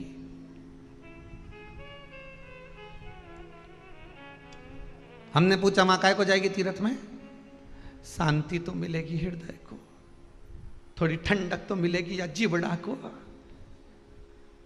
तो हमने कहा ठंडक चाहिए, शांति चाहिए तो तुम्हें कहीं जाने की जरूरत नहीं है। वो महादेव को कैलाश पे से निकाल के लाओ और उसकी कथा, उसका भजन, उसका मंत्र, उसका नाम, उसका स्मरण, उसकी याद इस दिल में लाकर बिठा दो। जब कैलाश पे रहने वाला दिल में आ जाएगा तो दिल तो वैसे ही ठंडा हो जाएगा, फिर बेचैनी रहेगी ही नहीं। अरे गुरुजी बहुत प्रयास करूं पर घर का ये बहुवन तुम्हारे 2 मिनट भजन करने दे। तो तू भजन करे कि बहू का मुंडा देखे? अरे कई मुंडा देखो प्रेम से तो रोटी नहीं दे, मत दे, नहीं देनी मत दे। पेट किसने दिया? भगवान ने। तो रोटी कौन देगा? बहू देगी। बहू की सामर्थ्य था जो तुम्हें रोटी दे दे? अरे बोलो तो, संसार में किसकी सामर्थ्य था जो तुम्हें भोजन दे दे? पूरे अगले वर्ष का लॉकडाउन देख लो जीजियों, सब बंद। पति भी घर में 4 महीना से, दुकान नहीं चले, व्यापार नहीं चले, व्यवसाय नहीं चले, कहीं नहीं, आटा चावल दाल शक्कर सब खत्म। उसके बाद भी रोज पोया बन रही है, रोज हलवा, रोज नया नया आइटम खाने का। खमन बना लो, इडली बना लो, पूरा दिवाली का फंक्शन तो तुमने 4 महीना में कर लिया। कौन लाके दे रहा था? कोई कमाने नहीं जा रहा था। जब कमाने जाते थे तो ठंडी रोटी मिलती थी, टिफिन की निकाल कर खाओ, ठंडी खाओ। पर जब से घर में पड़े थे रोज गरम मिल रही थी, गरम गरम ताती ताती लाके दे, लो जी एक गरम और लो। और भेरू भी ऐसा खाए ना, मैं टीवी देखता जाए, ठीक तो लिया। और 4 बजे ने तो के चना लिया ने, ये लिया। सबसे ज्यादा आफत तो बेचारी ये माताओं की बनी, इनने खूब कोसा हुआ कोरोना के, खूब ना जाने कहां से आ गया, बना बना के मरी जाए। और रात्रि को फिर पति बोले जा जरा 2 बिस्कुट और 1 गिलास दूध लिया, मेयर से मत बोलना। 7 बजे से जो बनाने पीली सब खूब बनाया। सही परीक्षा तो सबकी थी, पर सबसे ज्यादा परीक्षा इनकी थी। इधर इनके झेलो, इधर बच्चा उनके लड़ रहे, झगड़ रहे, गुस्सा कर रहे, सामान फेंक रहे। उधर से अम्मा बब्बा, उधर से मायके की याद आ रही। पर बस उनमें ना ट्रेन चले ना बस चले, जिवड़ा करे, पंख होते तो उड़ जाती, कहां जा।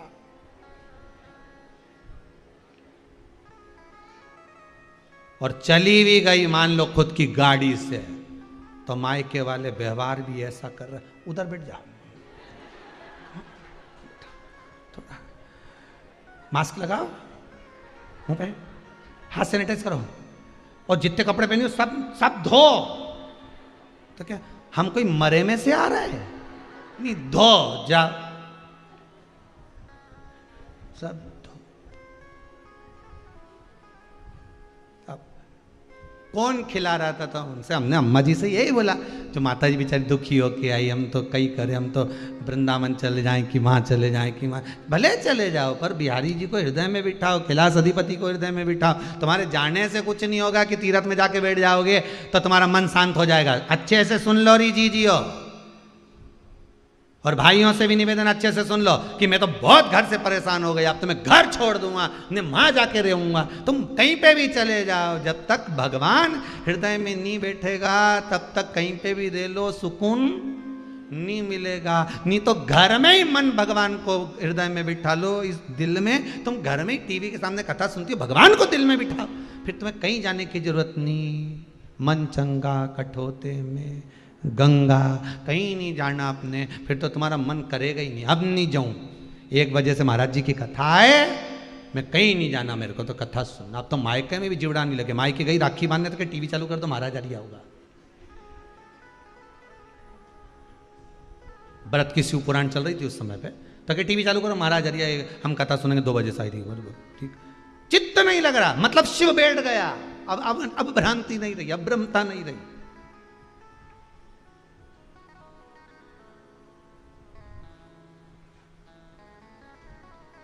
शिव को बिठा लो। देव ऋषि नारद ने अगर रुद्राक्ष की माला फेंकी है तो ये उसकी दशा है। तो नंदी ने कहा वो देव ऋषि नारद हैं, कितना बड़ा पद मिला है उनको। इतना बड़ा पद मिलने के बाद कुछ होता है क्या? नहीं नहीं नहीं नहीं। अगर अहंकार अगर हृदय में आ गया, शिव की निंदा कर दी, रुद्राक्ष को फेंक दिया, रुद्राक्ष का स्मरण नहीं करा, तो गति तो बिगड़ना है, कुछ नहीं करना, गति बिगड़ना। हुआ बंदर का मुख लगा देव ऋषि नारद को। काय का मुख लगाए? बंदर। अब इतने बड़े ऋषि, देवताओं के भी ऋषि बनकर बैठे हैं देव ऋषि नारद, फिर बंदर का मुख क्यों, किस लिए?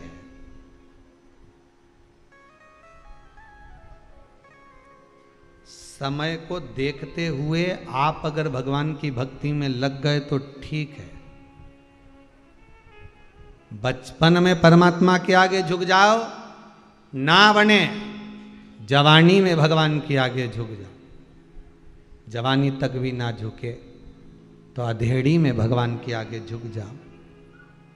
अधेड़ी तक भी नहीं झुके तो बुढ़ापे में भगवान ऐसा झुकाता है कि कमर की हड्डी तोड़ के हाथ में डंडा पकड़ा दे। फिर जमाने के आगे झुक झुक के चलना पड़े, उससे अच्छा पहले ही झुक जाओ, कुछ नहीं जाएगा अपना।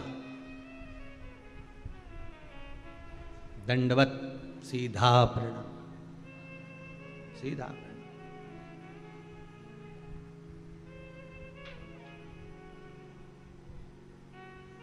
इस चित्त को लगा लो। ओ काशी वाले, ओ डमरू वाले, ओ काशी, दिल मेरा रखना तेरे हवाले, दिल मेरा रखना तेरे हवाले। ओ काशी वाले, ओ डमरू वाले, ओ काशी वाले, ओ डमरू वाले, ओ काशी वाले, ओ डमरू वाले, ओ काशी वाले, ओ दिल मेरा रखना तेरे हवाले, दिल मेरा रखना तेरे हवाले, ओ दिल मेरा रखना तेरे हवाले, दिल मेरा रखना तेरे हवाले। ओ काशी वाले, ओ डमरू वाले, ओ काशी वाले, ओ काशी वाले, ओ डमरू वाले, ओ काशी वाले, ओ डमरू वाले, ओ दिल मेरा रखना तेरे हवाले, दिल मेरा रखना तेरे हवाले, ओ दिल मेरा रखना तेरे हवाले, दिल मेरा रखना तेरे हवाले।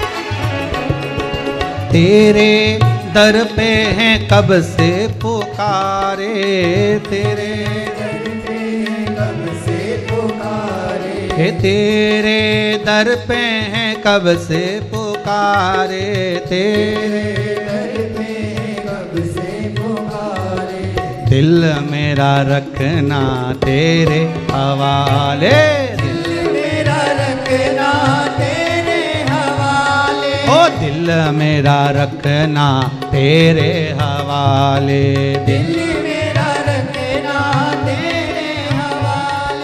ओ काशी वाले ओ डमरू वाले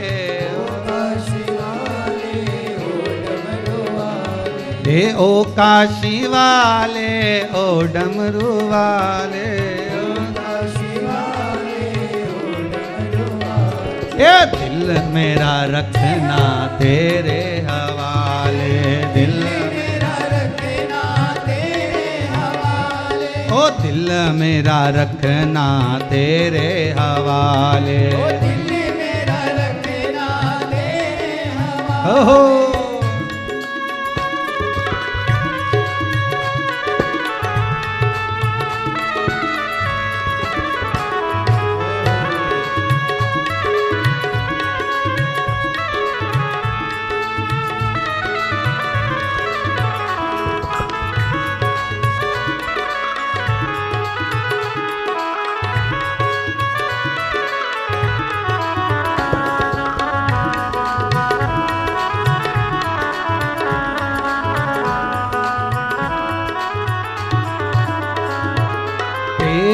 भगत ने तुझे पुकारे तेरे भगत ने तुझे पुकारे ओ तेरे भगत ने तुझे पुकारे भगत ने तुझे पुकारे ओ दिल मेरा रखना तेरे हवाले दिल मेरा रखना तेरे हवाले ओ दिल मेरा रखना तेरे हवाले दिल मेरा रखना तेरे हवाले ओ काशी वाले ओ डमरू वाले ओ काशी वाले ओ डमरू वाले ओ काशी वाले ओ डमरू वाले ओ काशी वाले ओ डमरू वाले अरे दिल मेरा रखना तेरे हवाले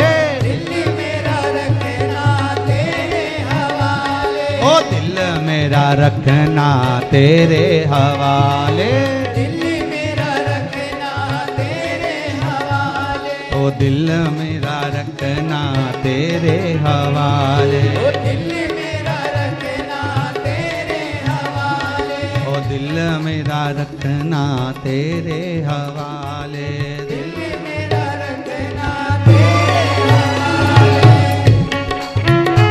आओ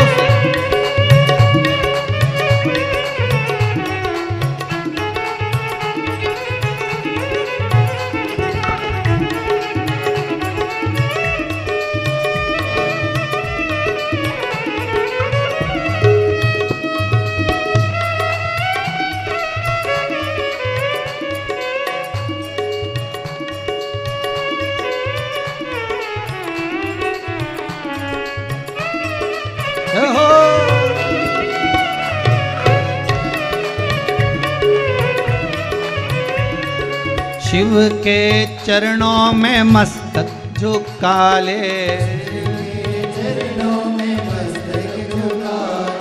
शिव के चरणों में मस्तक झुका ले अरे दिल मेरा रखना तेरे हवाले दिल मेरा रखना तेरे हवाले दिल मेरा रखना तेरे हवाले ओ काशी वाले ओ डमरू वाले ओ काशी वाले ओ डमरू वाले ओ काशी वाले ओ डमरू वाले ओ काशी वाले ओ डमरू वाले और दिल मेरा रखना तेरे हवाले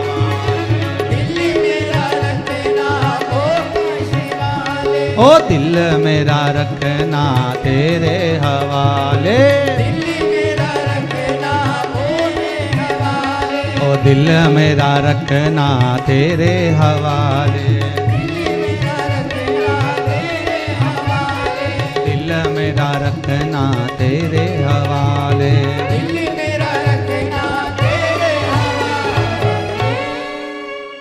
रुद्राक्ष का अपमान देवऋषि नारद कर दिया, बंदर का मुख लग गया।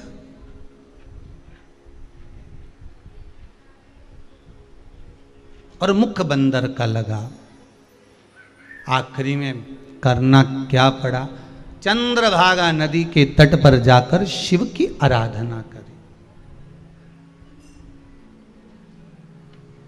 मेरे भूत भावन भूतेश्वर मेरे शंकर की आराधना। एक बात याद रखिएगा, भक्ति में निकले हुए अश्रु का एक आनंद ही दूसरा है। संसार के लिए रोए वो एक अलग बात है, परिवार के लिए रोए वो अलग बात है, पर भगवान के लिए रोए वो एक अलग बात है। शिव मिला, मेरे भोले, मेरे ओघड़ी, मेरे दातार, मेरे शंकर।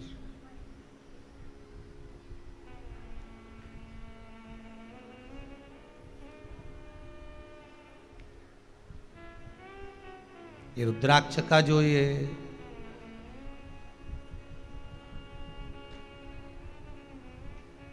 स्वरूप है, फल है,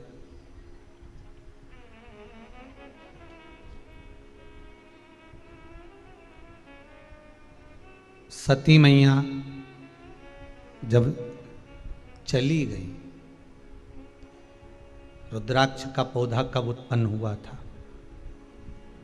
भगवान ने ऐसा आंसू कब गिराया था? किसके लिए गिराया था? जो ये रुद्राक्ष का पौधा उत्पन्न हुआ। किसके लिए रोए थे? जो अश्रु रुद्राक्ष बन गया था। शंकर का ही स्वरूप प्रकट हो गया था।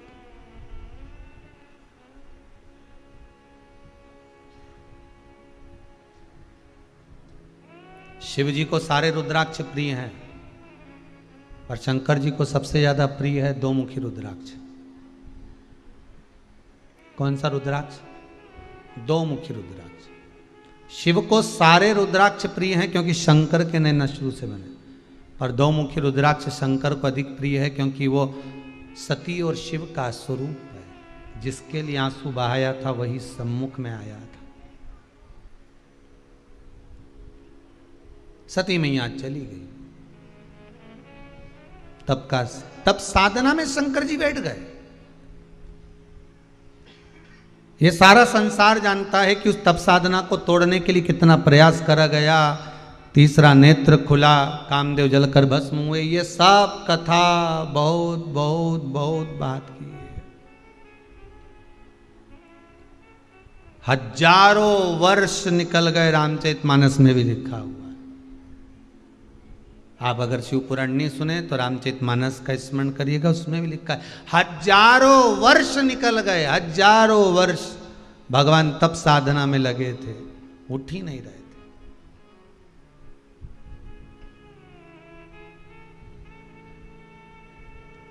बाबा उठे ही नहीं।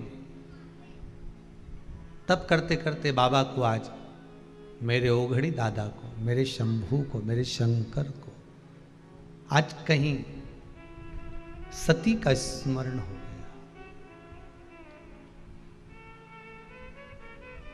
जब एकांत में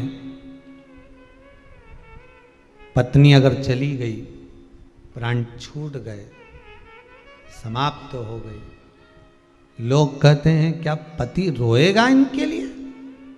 पर एकांत में जब पति बैठता है, पूरा घर में पोता पोती नाती पंती सब हैं, तो भी कितना भी बुजुर्ग हो गया हो तो भी उसको स्मरण आ ही जाता है।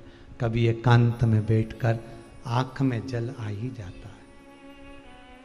पत्नी भी चाहे कितनी भी बुजुर्ग हो गई हो, जिसका कहीं पति चला गया हो, भले इस घर में सब कुछ है, दादी हो तुम, सब कुछ है, पोता पोती नाती पंती धन दौलत बहू बेटा सब अच्छे हैं, तो भी कई साल निकल जाते हैं, सालों, उसके बाद भी कभी स्मरण आया तो अश्रु निकल ही जाता है। कभी स्मरण में आ जाता है, हो जाता है कभी कभी आंखों में अश्रु, प्रभु की याद में भी आ जाते हैं।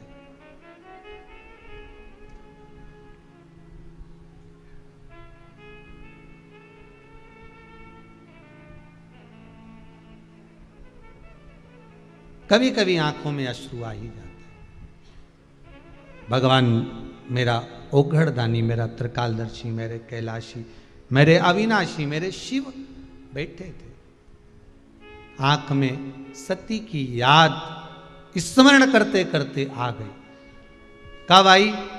जब स्मरण में राम चल रहे थे। राम का मैंने दर्शन करा, कुंभज बाबा के आश्रम से होकर आया, मुझे मेरे राघव का दर्शन हो गया। राघव के दर्शन को याद करते करते, राम जी के दर्शन को याद करते करते वो सती भी याद आ गई।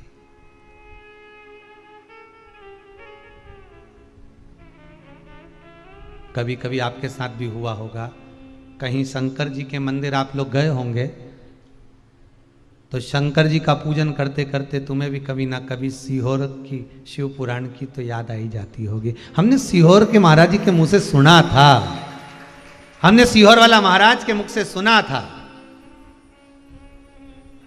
कई मंदिरों में तो पूजन करते समय भी स्मरण आ जाता है। अगर कोई कुछ चढ़ाता दिखेगा ना तो पंडित जी भी समझ जाएंगे सीहोर वाला महाराज कुछ बोला होगा। फूल वाले माली के यहां सामान लेने जाओगे ना तो माली भी समझ जाएगा, क्यों सीहोर वाला महाराज बोला है क्या। किराना की दुकान पे से कुछ भी सामान अलग से लेने जाओगे तो कहते सीहोर वाला महाराज बताया होगा। मतलब सीहोर वाला महाराज नहीं है, शंकर तुम्हारी चित्त वृत्ति में बैठ गया है और शंकर की याद एक एक व्यापारी के भी हृदय में बैठ गई है। शिव का स्मरण हर जगह पर हो गया, शंकर का अनुमोदन हर जगह पर है, शिव का स्मरण हर जगह पर।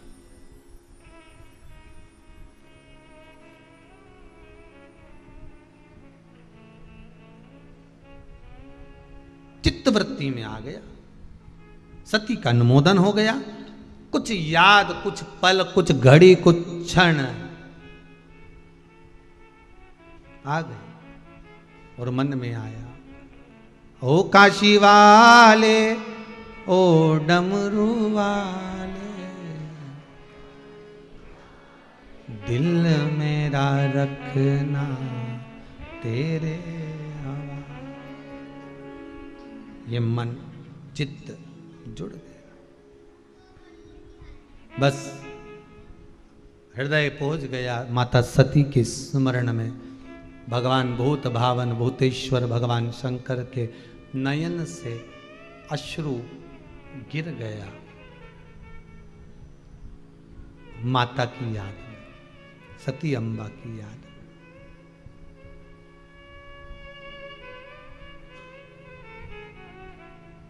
माता की याद में, सती अम्बा की याद।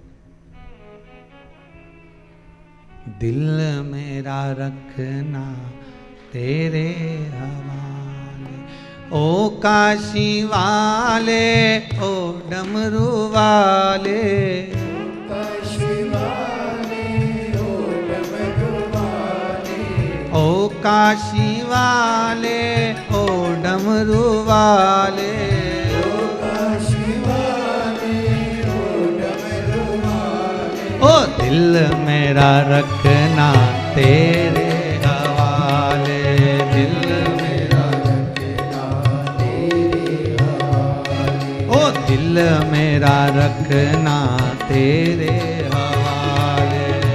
मेरा रखना तेरे हवाले, तेरे चरण में लगन लगा ले,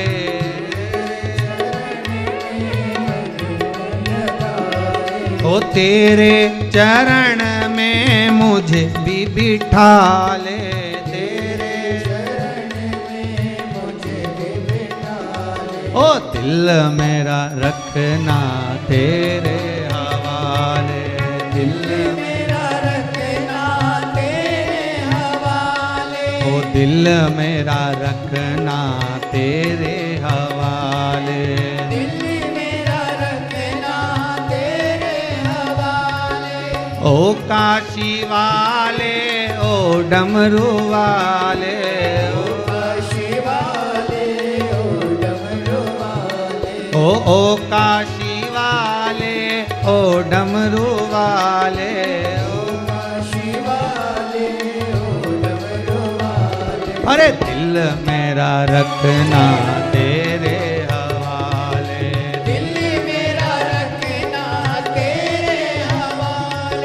दिल मेरा रखना तेरे हवाले।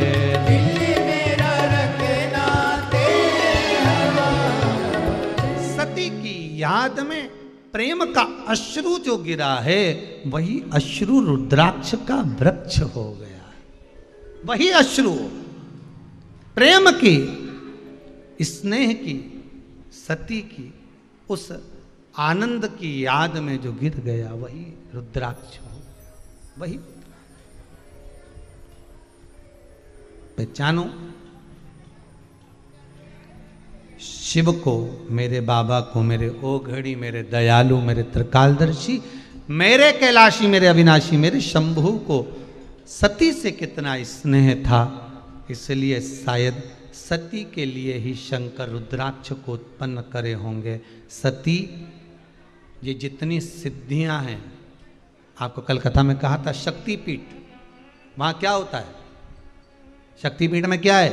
माता की शक्ति, सारी विद्याएं, सारी साधनाएं कहां होती हैं? जम के बोलो, शक्तिपीठ पर। और शक्तिपीठ की सारी शक्ति शिव जी ने रुद्राक्ष में ले जाकर दे दी। सारी शक्तिपीठ की शक्ति को सती की याद में अश्रु को बहाकर उस आंसू में सती को समावेश कर कर दे दिया कि संसार का मनुष्य मान लो शक्तिपीठ पर नहीं पहुंचा और उसको कुछ फल मिला ना मिला, गया ना गया, तो वो रुद्राक्ष को धारण करके ही सारी देवियों की शक्तियां प्राप्त कर सकता है। सारी शक्तिपीठ का स्मरण कर।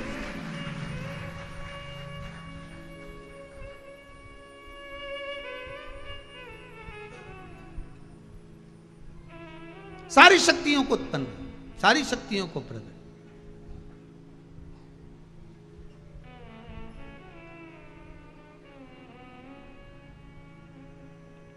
सारी शक्तियों को प्रकट कर सकता है। रुद्राक्ष सती का भी एक स्वरूप है। रुद्राक्ष मां जगत जननी जगदम्बा अंबा का भी एक स्वरूप है। रुद्राक्ष मेरे शंकर का, संपूर्ण परिवार का एक स्वरूप है।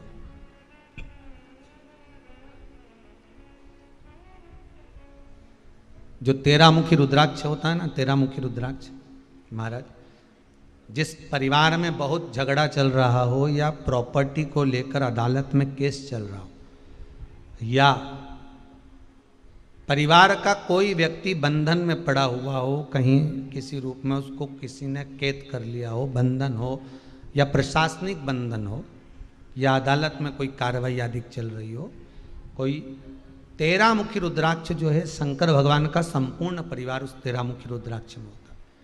13 मुखी रुद्राक्ष का जल या 13 मुखी रुद्राक्ष अगर जो व्यक्ति बंधन में हो या अदालत में कोई कार्रवाई चल रही हो, 13 मुखी रुद्राक्ष को धारण कर लेता है, जाकर अदालत में भी खड़ा हो जाता है, तो पक्ष उसी का प्रबल हो जाता है। 13 मुखी रुद्राक्ष में शिव का संपूर्ण परिवार जुड़ा होता है। संपूर्ण परिवार शंकर भगवान का 13 मुखी रुद्राक्ष। रुद्राक्ष स्वयं शिव, सती और शिव का परिवार है। बड़े आनंद के साथ रुद्राक्ष शिव महापुराण की कथा को अपन श्रवण कर रहे हैं। आज कथा का 2 दिवस विराम की ओर है। कल कथा का 3रा दिवस, तृतीय दिवस रहेगा। रुद्राक्ष की महत्वता को जानेंगे। रुद्राक्ष को शहद में रखकर किस औषधि को प्राप्त किया जा सकता है, उसका वर्णन श्रवण करेंगे। आगे बढ़ेंगे रुद्राक्ष की और भी क्रम में। माँ जगत जननी जगदम्बा ने रुद्राक्ष की माला को कब शिव से लिया था, उसका स्मरण करेंगे। शंकर का मंत्र जाप रुद्राक्ष की माला से कितने मन के से करना चाहिए, उसका भी स्मरण कल की कथा में लेंगे। आज कथा को विराम देते हैं भाव भक्ति के साथ। दिल मेरा रखना, भगवान शंकर आज आपका उम्र के दिन भर यही गुनगुनाओ, दिल मेरा रखना। ओ काशी वाले, ओ डमरू वाले, ओ काशी वाले, ओ डमरू वाले, जितने आस्था पर कथा सुन रहे हैं, फेसबुक यूट्यूब पर सुन रहे हैं, एक बार दिल से बोलिए, दिल मेरा रखना तेरे हवाले।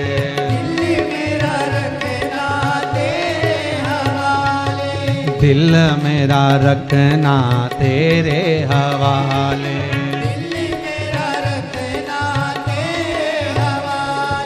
ओ काशी वाले, ओ डमरू वाले,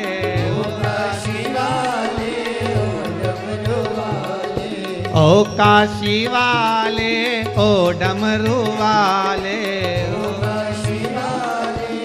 सुनो सुनो सुनो अच्छे से, आज मोबाइल में लगा के हेडफोन में यही सुनना है, उनको भी सुना देना। जो नहीं आए कथा में, जो नहीं पहुंचे कथा में, उनको भी काट कर भेज देना। दिल मेरा रखना तेरे हवाले, ओ दिल मेरा रखना तेरे हवाले।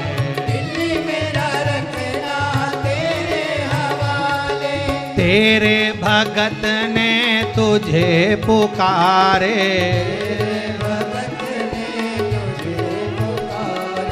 अपने चरण से मुझे लगा ले, अपने चरण से मुझे लगा ले। अरे दिल मेरा रखना तेरे हवाले, दिल मेरा रखना तेरे हवाले, ओ दिल मेरा रखना तेरे हवाले, दिल मेरा रखना तेरे हवाले। हर हर आज की कथा को विराम देते हुए कल पुनः फिर 1 बजे मिलते हैं। बड़े प्रेम से, बड़े आनंद से, इसी आनंद और उमंग के साथ रुद्राक्ष शिव पुराण को आगे बढ़ाते हुए तीसरे दिवस में कल प्रवेश करेंगे। हर हर